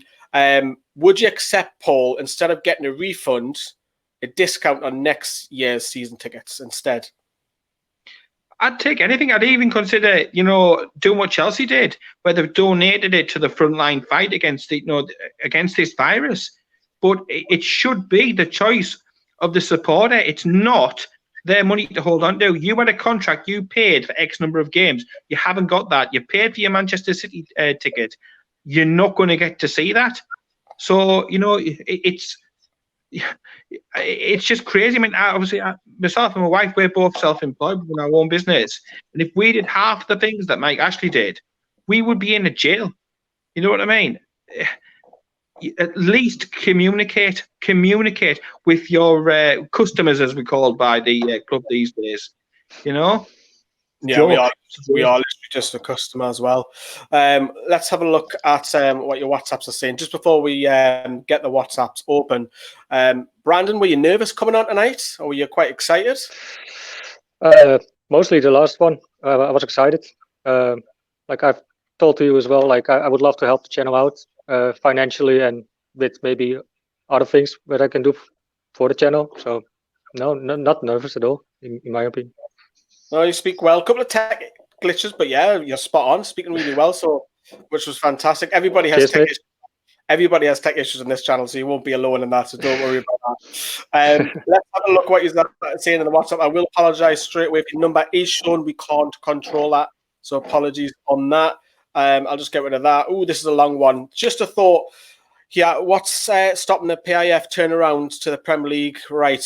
We will put an end to this piracy issue and we will buy all the broadcasting rights when it was up for renewal at double the amount you've been paid so far. Yeah, that was something that I saw, Paul. That was a rumour going around that they might bid for the Premier League rights just to sweeten the Premier League up. Yeah, that's what they've said. I mean, I put something on the page that basically said that no matter what gets bid, they'll add 50 million on top of it. Simple as. And although obviously there's a process again to go through to bid for these rights, it's amazing what private conversations one-to-one and stuff like that will be able to have. And of course, deals and stuff like this, with all this money that's involved, get sorted like this. This is why the rich are rich, because of shenanigans and stuff like this. So I've no doubt they will be welcomed in, and in future, they will put hairy hands and he's made out of a job, which is another absolute great benefit of this takeover going through. Hairy hands, if you're wondering, Brandon is Richard Keys from BN Sports. Do you think, Brandon, do you think cans tomorrow, #cans, or is it too early? It sounds very logical, 1st of June, that's what they first said, right? And yeah, I think let's hope so. It's hard to say, to be honest, but I got mine ready for sure. Yeah, for a while as well. I've got mine chilling as well. There is no delay. We're in a pandemic, and that's what we've seen. Yeah, before Project Restart has always been the priority for the Premier League bottom line.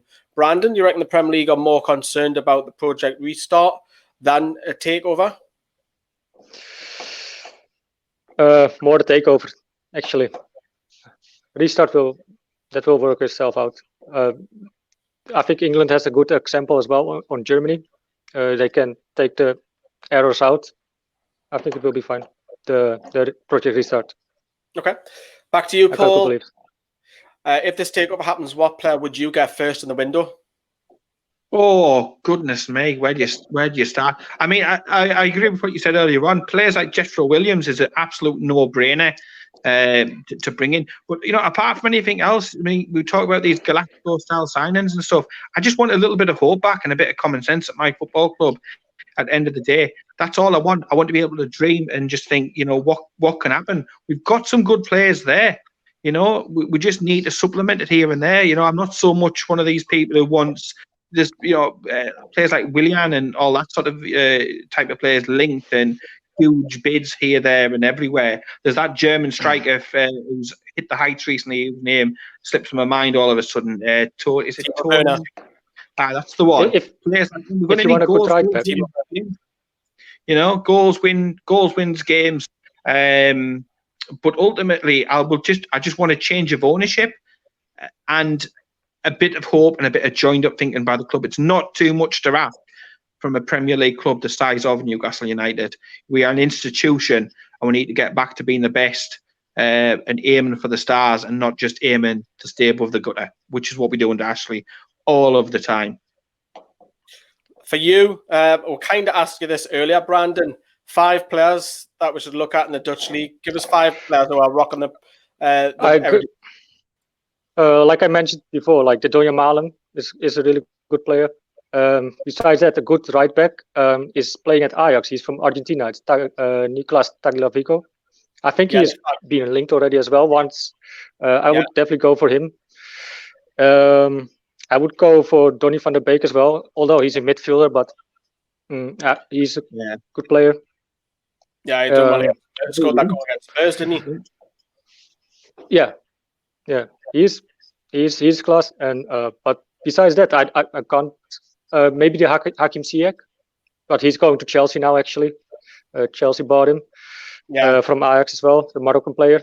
But besides that, I think it has been proven as well that like a lot of Dutch players from the Eredivisie can't step up the game in the Premier League. It's too big of a difference. Yeah, I just hope they don't sign megastars. We want players like ASM, young, hungry, raw, who can potentially get better and be exciting. You know, ASM is a perfect poster boy for what we should be after and what we should be about. The likes of Miggy and stuff as well. His strike partner from Atlanta, who Jail know about. I know he's injured and stuff at the moment. Players like that. Yeah, do you know what I mean? Plus, he has really good banter as well. ASM. Yeah, we're going to wrap up. Owen, you've got controls of this. Just telling you dead quickly what's coming up after the break is Owen is going to be presenting I'm Staying On, and we're joined by Mr. Fordy, who will sure be in good spirits. We're going to debate who should have the statue most. We know a couple of the names there have got statues, but who deserves it the most? We're going to try and rank these in the top 5. It'll be an interesting debate with that one. So thank you very much for Brandon. Brandon, you've spoke really well considering English isn't your first language, but fantastic. Really well done. Thank you so much. It's not I saw one comment asking if I could say "why I man." They asked me if I could say that. Oh wait, why I? Yeah. I've been there as well. And Paul, as ever, thank you very much for coming on. Pretty easy coming on via mobile, isn't it? Top lad. Right, and we shall see you in a few minutes after this break. I'm getting used to it now.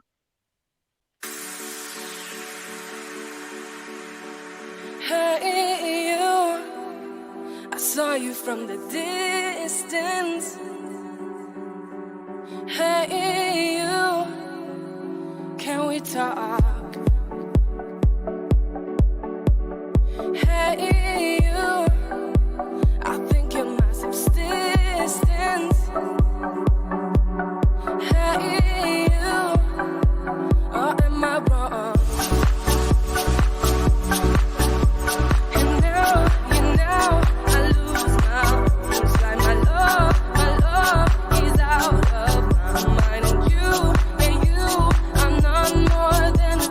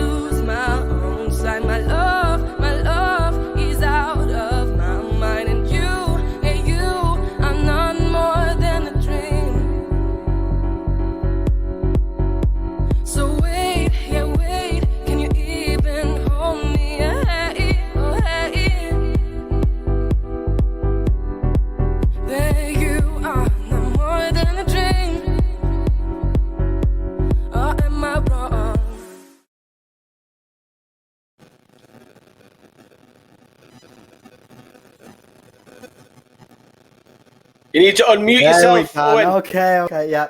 Welcome back to section 3 of the radio show. You're joined by me, Owen, Lee on this side, and 40 on this side. We're going to be discussing who deserves the statue more, Joe Harvey, Sir Bobby Robson, or Kevin Keegan. If you're wondering about the monstrosities on mine and 40's heads, I saw 40's. I was like, I can compete with that. So I whipped out the fake Gucci headband, and now we're competing. So 40, how you doing, mate? It's been a while. Excuse me, the name is not 40, it's Clint Maximum.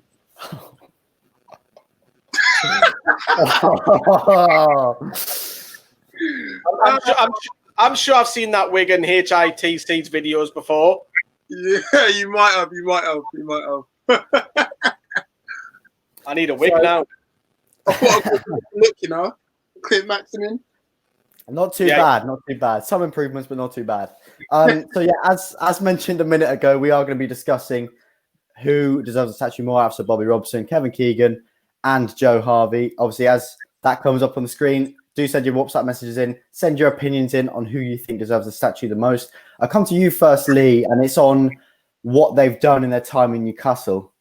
Who do you think deserves the statue the most out of what they did for Newcastle as a club? Joe Harvey, without a shadow of a doubt, by quite a mile as well. As a player, you were promoted into the first division, and then in the early 50s, he didn't win all 3, but he won 2 of the 3 FA Cups that you picked up as captain. He was also leader, heavily influential.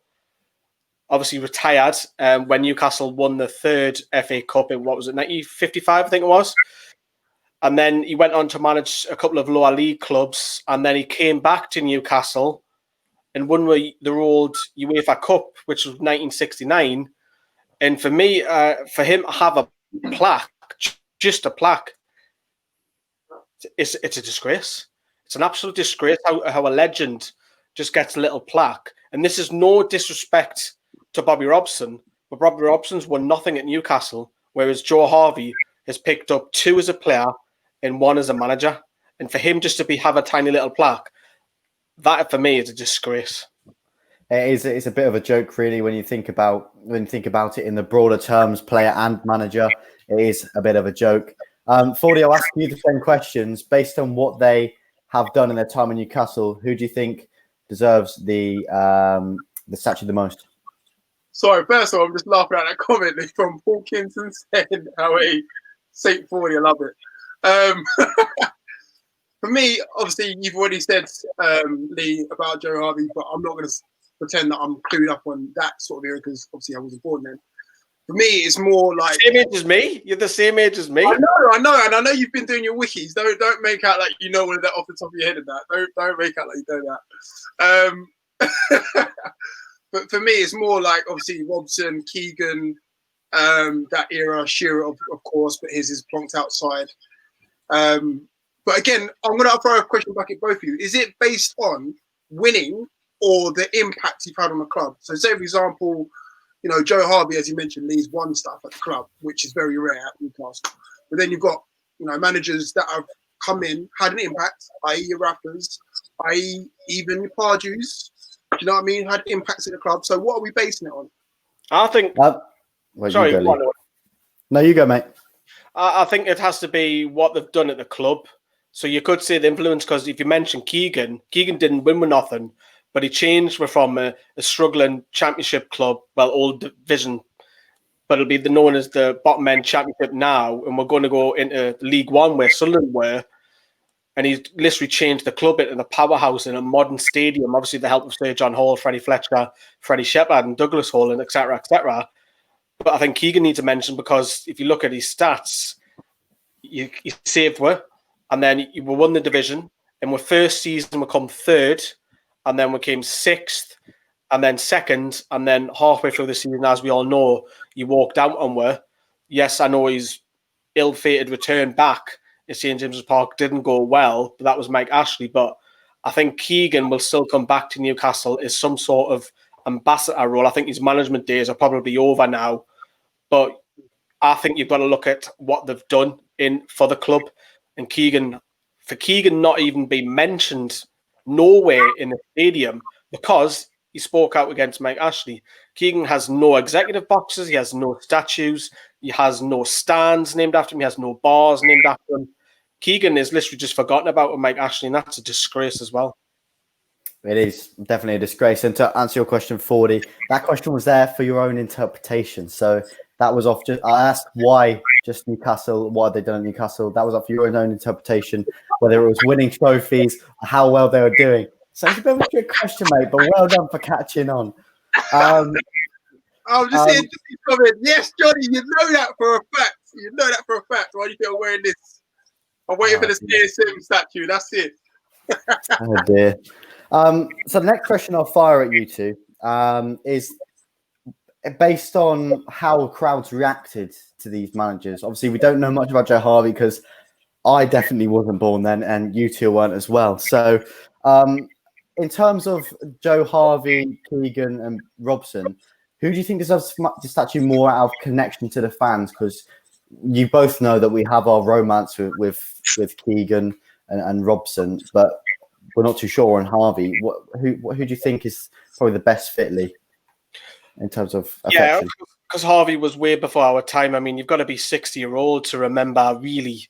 Yes, I know it's 50 years ago, but you've got to be over the age of 60 to remember our last trophy win. So, but you talk about the connection. Joe Harvey would have. He spent years. I know he's not from the area. He's from Doncaster way, isn't he? But you look at some of the things that he's won there. Captain of the second division promotion team. He spent years at Newcastle, and he came back as manager and spent years. He would have definitely got it. Why would he have stuck around? And I've said that before. Just to have a plaque is a disgrace for someone who's possibly one of the most successful people in our club's history. Yes, we don't know much about him. Granted, we don't know much about Jackie Milburn, who you're going to bring up very shortly as well. But for me, I've got to say Joe Harvey, and I'll stick by it. Joe Harvey deserves more than just a little plaque. We know that Robson and Keegan had fantastic affection. So did Shearer with the fans. But Joe Harvey deserves more than that. Yeah, and 40, I'll ask you the same question just to get your viewpoint on this. For me, it's got to be Keegan. I mean, Keegan's part of the reason why I'm supporting this club anyway. So Keegan got everyone believing again. Even when he speaks out, he speaks from the heart, wears his heart in his sleeve and all the rest of it. So for me, it's a no-brainer for me. At least everyone else has got something, no matter how big or small it might be. Do you know what I mean? Shearer's got a statue, albeit outside. You know, people have got plaques and all the rest of it. Robson's got a statue, obviously, just about inside the grounds. But Keegan's got nothing, as you mentioned. He's got nothing at all. And for someone like Keegan, who's, let's say, he's a cultural icon up there, it's an absolute travesty. So for me, it's got to be Keegan, hands down. Definitely, I think affection towards managers is a crucial part, especially as Newcastle fans. It's something that it happens quite regularly. If a manager's doing well, you get that affection. We've seen it most recently with Rafa Benitez and the kickoff there was when he left. In terms of statues, again, you look at the statues that are already outside the ground. You've got Robson, and in terms of not managers, you've got Milburn and you've got Shearer. I'm going to change the question slightly here. Out of those three, if you could only have one out of those three at the ground right now, who would you have, 40? I didn't know he was competing. Well, only one: Milburn, Shearer, and Robson. I mean, it's got to be. And that sounds bad, but it's got to be Shearer. It's got to be Shearer, right? I mean, there's no wrong answer to this, really, but it's got to be Shearer. The fact that whenever you think of Newcastle, the city, you think of Shearer. Outside of all of these people, all of these great people, you think of Shearer. Before you think of, you know, the football club and all the rest of it, you think of Shearer. So to give him the person who represents Newcastle the most, it's got to be Shearer, hands down. Lee, I'll ask you the same question because I'm sure you'd like to have a go at this one. I've got to agree, and I hate agreeing with 40. Can't stand agreeing with 40. I've got to fight against him. But I can't on this occasion, unfortunately. I think because Shearer scored a few more, it wasn't many more goals than Jackie Milburn, don't get me wrong. But Shearer's obviously more modernised as our era. We grew up with Shearer banging in the goals, 20, 25 a season. Shearer deserves his statue 100%, but he does not deserve to be put on the end of the stadium. That needs to be moved and moved more central. And even if it's across the road slightly, opposite the Gallagher, and people can see it in that little, do you know that little section where it's free? It's next to the other phone box. Even if it's there, I think Shearer's statue should be seen more than just put on the side, because I bet Mike actually hated the fact that Shearer was getting a statue. I know you probably talked about the bar name change as well, but Shearer's statue is great, and he deserves that more. Yeah, I think it's very much. I think it's disrespectful to what Shearer did for the football club in terms of scoring loads of goals and being at the club for how long he was in the end. It's disrespectful, highly disrespectful in a way. And his statue should be, personally, I think should be moved outside of the 9 bar. Hopefully, 9 bar gets renamed Shearer's Bar again, but we'll wait and see what happens with that. Obviously, statues aren't the only way to show appreciation for these people. You look at other clubs that have had stands named after people who were influential at their football club. If you could only do other things for Joe Harvey and Kevin Keegan, Lee, what would you do? Would you give Joe Harvey, say, a statue and then name Keegan a stand? What would you do? I would like to see Joe Harvey recognised more by the club. So first of all, a statue. I think he deserves it for the tenure and the success. But also inside the club, like the club don't have a museum. It could be called the Joe Harvey Museum, something like that. Something easy that can be fixed. Like that, like if we have the new owners come in, small changes, get everybody on board, or maybe executive suite, or getting a stand named after you is a big thing for Newcastle to do. We've got the Milburn, that's it. Possibly and then I hate to say this, someone's legacy lives on when they die. So you might find if Keegan was to die, unfortunately we don't want him to die, but he might have something named after him once he's passed, which is a horrible way because it should be current. So, and if you look at St. James's Park now, Bobby Robson has got a lot of things. People forget that Bobby Robson's got the memorial next to the ground. He's got the statue. He's got the plaque in the player's entrance as he walk in the left-hand side. And he's also got an executive box, a suite named after him as well. So Robson's well respected, and he's got 4 of these things. And then as Fordy said earlier on, you compare that to Keegan, and who done the better job, Keegan or Robson? Keegan, for me, done the better job, although I love Bobby. Keegan's got nothing, and that's down to Mike Ashley, because all this new stuff, like statues and stuff, minus Jackie Milburn, has only been around the ground for the past 10 years. And again, Keegan didn't even get a mention anywhere. Yeah, do you think, Fordy, that obviously Bobby Robson he's an influential man in football, but do you think he deserves as many things at the ground named after him and related to him as he does? Or do you think that maybe, say, someone like Keegan would deserve having a suite named after him, or something along those lines? Do you think that Bobby Robson deserves all that stuff, or would you rather hand it out and spread it out between people who've been equally as influential? Look, I don't want to take things away from people, especially like people that are well respected at the club, because that's disrespectful. Do you know what I mean? So, do you know what I mean? A lot of his, family members are still alive, and they respect obviously the club and all the rest of it, despite the ownership that it's under. So I don't want to start taking things away from people, but in essence, it would be great to have Keegan have as many things as Robson, if not more. Because again, I see them as on an even playing field, if not like a little bit more, like you said, Lee. Because let's face it, Keegan did a better job, like you said, than Robson. So there is other ways to kind of get them involved. You mentioned some really great things, Lee, about whether it be even if it's a day, Keegan Day, for example, when everything's birthday is. Those sort of things that you can mark the occasion to just remember him. But the fact he's got nothing at the club and done so much for his club, I just really can't wait till we actually get a takeover. And I'm sure for PR purposes, whoever takes over will have to make that right. They'll have to change the bar and back to Shearer's. They'll have to move Shearer's statue back inside. They'll have to give Keegan a memorial and a role at the club. They'll have to get Shearer involved in some way, shape, and form, just to get everyone on side, even if it's just for PR purposes. They don't have to be active members. I know Mike Ashley, during his tenure, he tried to do something similar where he had, people on the board, McLaren on the board, and, old members. That didn't work for whatever reason. But if you're coming in fresh and you know this, certain things that you need to get in place is getting these legends that are well respected within the Newcastle United community involved in the club, and Keegan's definitely one of them. 40, you told me you weren't going to mention the takeover at night. Ah, man. I know. It's hard to dance around it. It's section 3, the T word's banned. You should have told me the rules, Owen. You're supposed to be the presenter, man.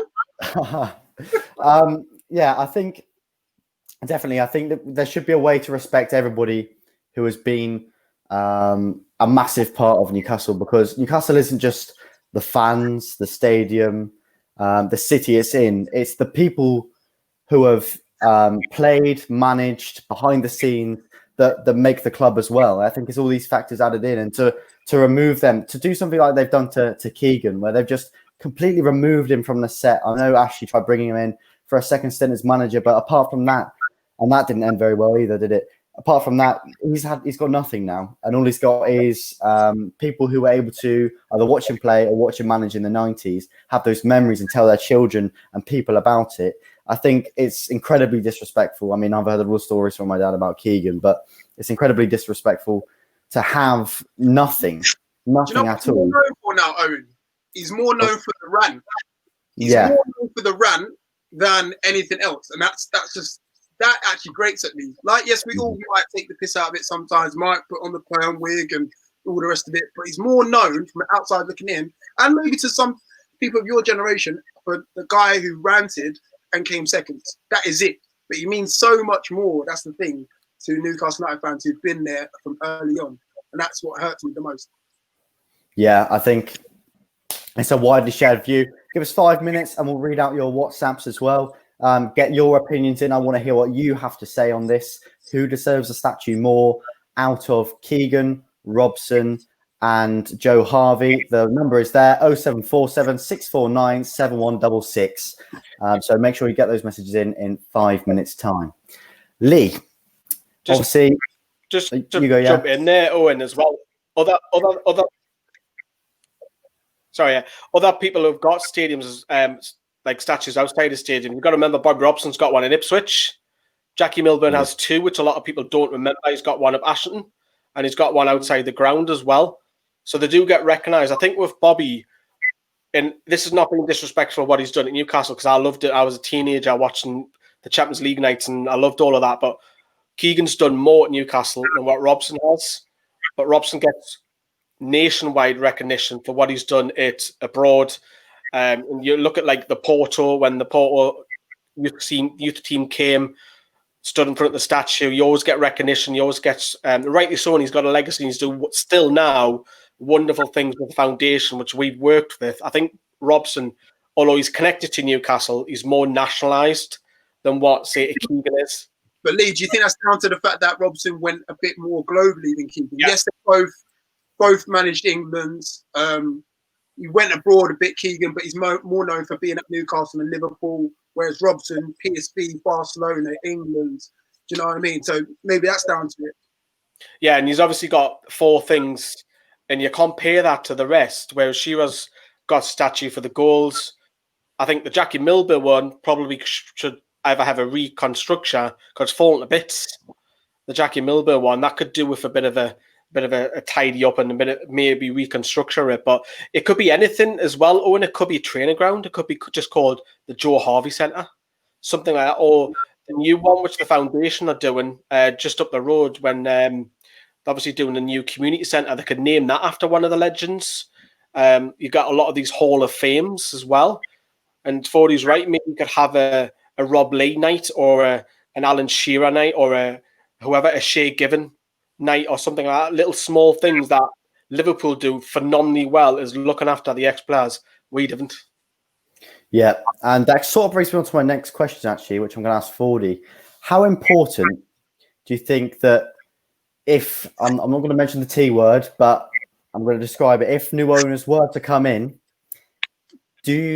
how important do you think it is for them to respect people that have been influential at Newcastle, e.g. Keegan, Harvey, the lot? Oh, it's massive. I mean, like I said earlier, it's an easy win in terms of PR, just to get everyone on side. I think Rafa's the king of it in terms of, you know, that whole side of it. Once he came in, he went to the local area, went to the food banks, did all that side of things. And he might have wanted to do that, but again, he's seen it as the right thing to do. And that instantly gets people on side. If you're a new owner coming into a new country, new city, new stadium, new surroundings, what do? You speak to the people that are on the ground.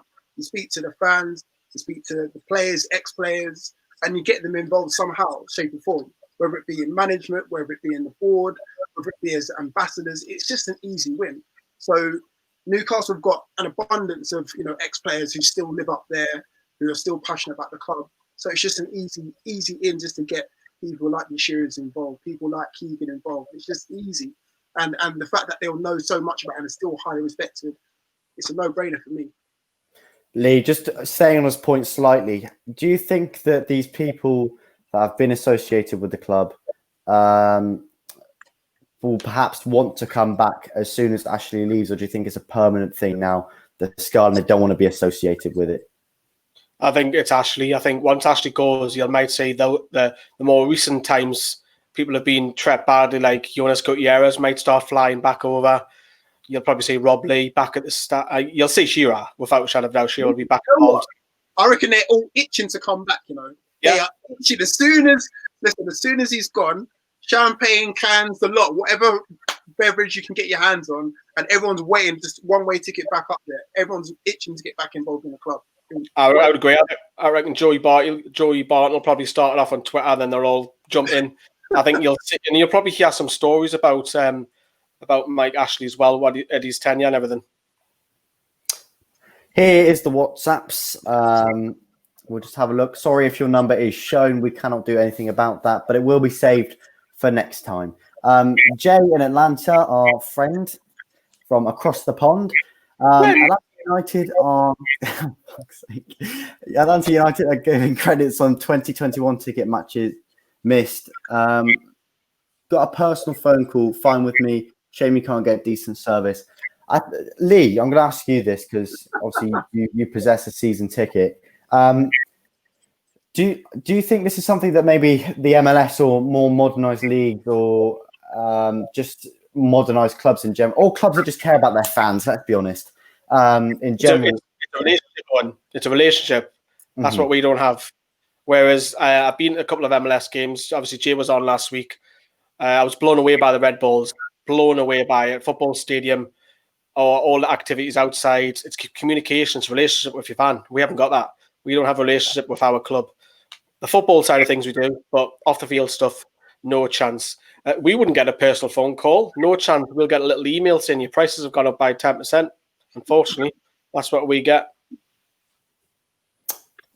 Pathetic, really, when you think about it, considering the fans are the 12th man, to put it in a cliche term. Next question is from John. What happens if the takeover falls through? 40, I'll ask you that one. 40. John, you're speaking my language. It's almost like we're telepathic in this. What happens if the takeover falls through? Well, John, no, I'm not going to go there. I'm not going to. I think listen, we've got to go back to normality, whatever that is. Or we know what normality is. Under Mike Ashley, scrimping and saving, looking, middle of the road, 10th place, and that's it. Another year or two with Bruce. That's it. And the stability. That's all we're looking forward to. So, as much as I don't want to see it happen, I'm kind of geared up for it. That's why I'm trying not to get too excited. I know everyone's kind of getting the cans ready and getting Mbappe on the back of the shirt and all the rest of it. But the likelihood of it is going to have Joe Linton on the back of your shirt because you're going to have to get used to him. And you're going to have to get the waters out because there's going to be no cans ready. So I'm afraid, John, might have to put the cans back in the freezer. It's not going to come out anytime soon. And you're going to have to get used to seeing Joe Linton spoon them into Rose Ed or into the car park. Fabulously summed up there, Fordy. Next question comes in from unknown. If it's true that Penfold, actually it's the bottom one, how about a Supermax statue? Lee, what do you think about that? Supermax, someone who we used to have do the intro for Newcastle Fans TV. Still got that intro? Still got the intro? Yeah, still got it. Cut out the archives. Supermac, he had a very successful period. What was it, 5-year spell? He's still connected to the club. He still does a lot of talkings around the area. Still speaks well of the club. He has that connection, and obviously he's from down forward, his neck of the woods, and he's from London, and he's Supermac. And obviously he went to Arsenal and what have you. But great at England, great at Newcastle. Loves talking about Newcastle. He's connected. So a statue, I think the statue might be pushing it a little bit for Supermac. But like I say, name something else named after him, because I think a statue in a stand is the ultimate for any person in a football club. But anything else like that, like I say, like a training ground or something inside St James's Park or a museum, I wouldn't be against that. Lee, is there like a tier list in your eyes? Like, say for example, as you said, a statue or a stand top tier. If you're entered in the museum, it's probably another tier. Say for example, many clubs might have this, like I think Liverpool have it, where they have ex-club legends dotted around the stadium, like pictures of them, memorials. Of them. Like that's could be a way of getting not the legends, but iconic players that play for the club. Like Shea Given, for example, might be seen as that kind of bridge between. It's a Bassas. Even like as Supermac being inducted in the Hall of Fame that we have. Is the memories around St James's Park, because when you do the stadium tours, and we've been with Be Game Changer, there's not many about legends around the stadium. There's very little. Kids nowadays, no disrespect to Owen, but probably doesn't know much about Supermac because they're not told. There's not many footage about, like Hughie Gallagher's another one. Hughie Gallagher had a phenomenal record, and obviously it was a sad situation how he killed himself, but he was so connected to Newcastle, and you've seen it when he come back. Our highest attendance was when Hughie Gallagher came back at St James's Park when we played Chelsea. So you could always go back. Colin Veitch is another one. So you could go on and on. Who not many of us who will know, but we know if we're looking at books and we're searching on the internet. But I think there is a tier. I think a stand, to answer your question, in a statue is the highest accolade that a player could get after services.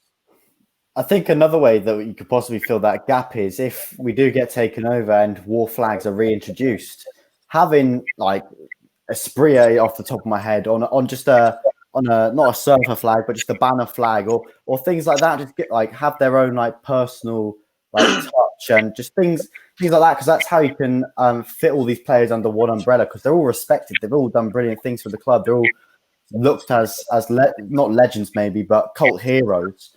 I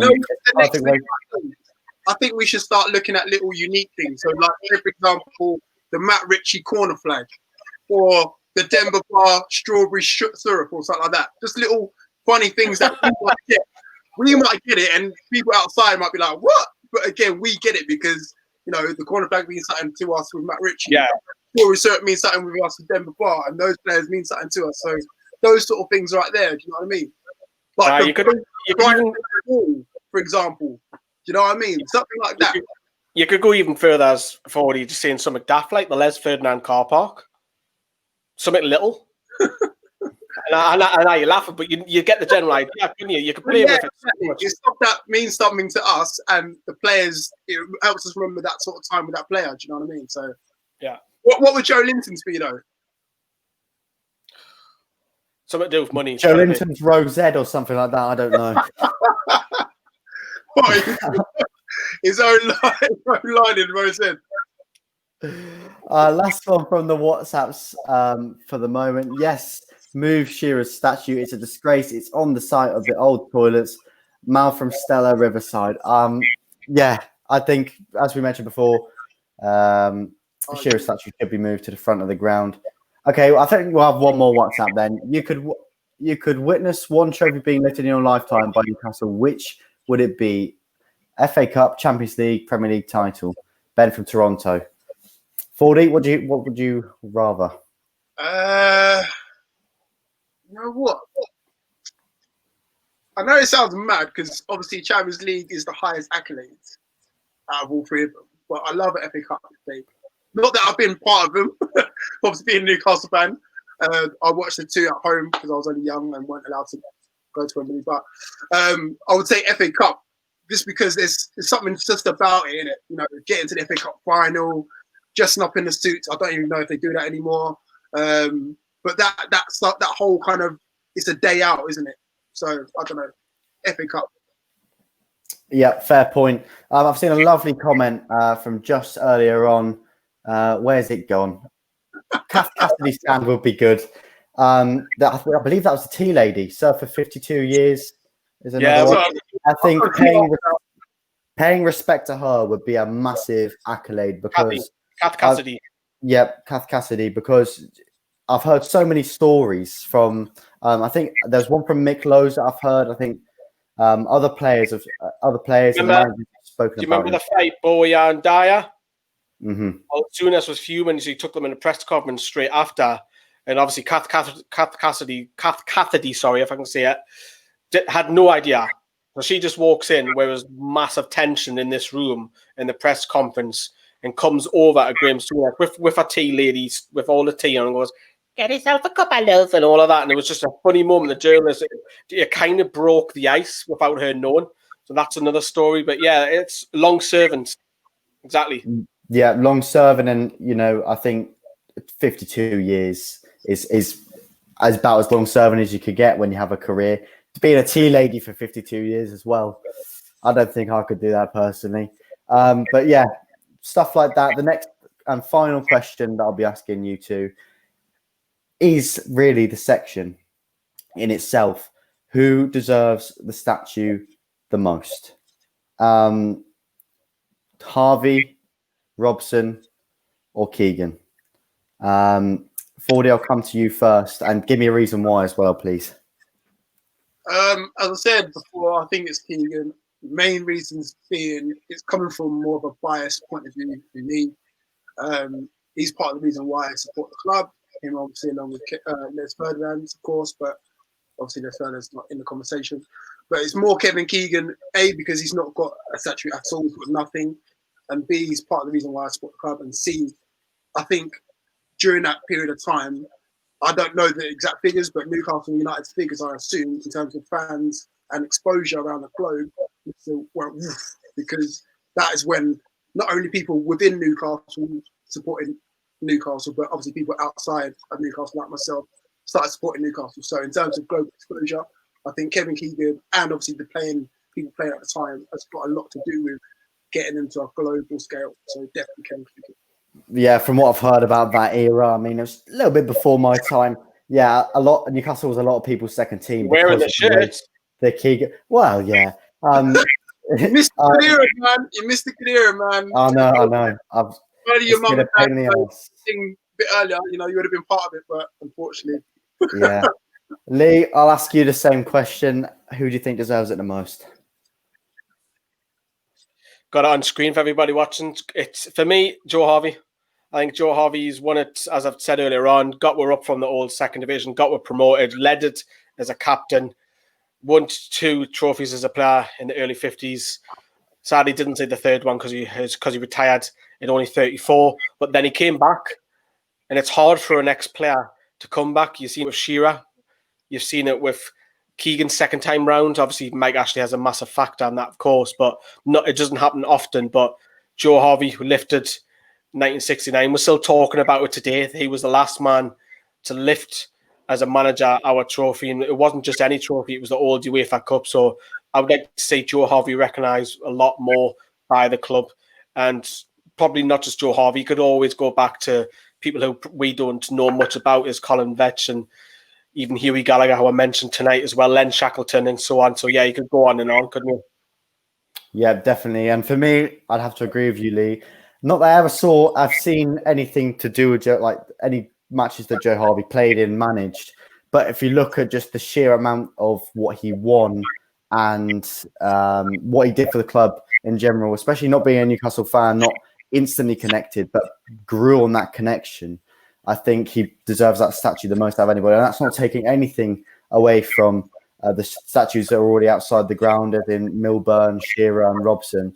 But I think if you're looking at what Joe Harvey did for Newcastle, you cannot really choose anybody else. And that concludes tonight's show, everybody.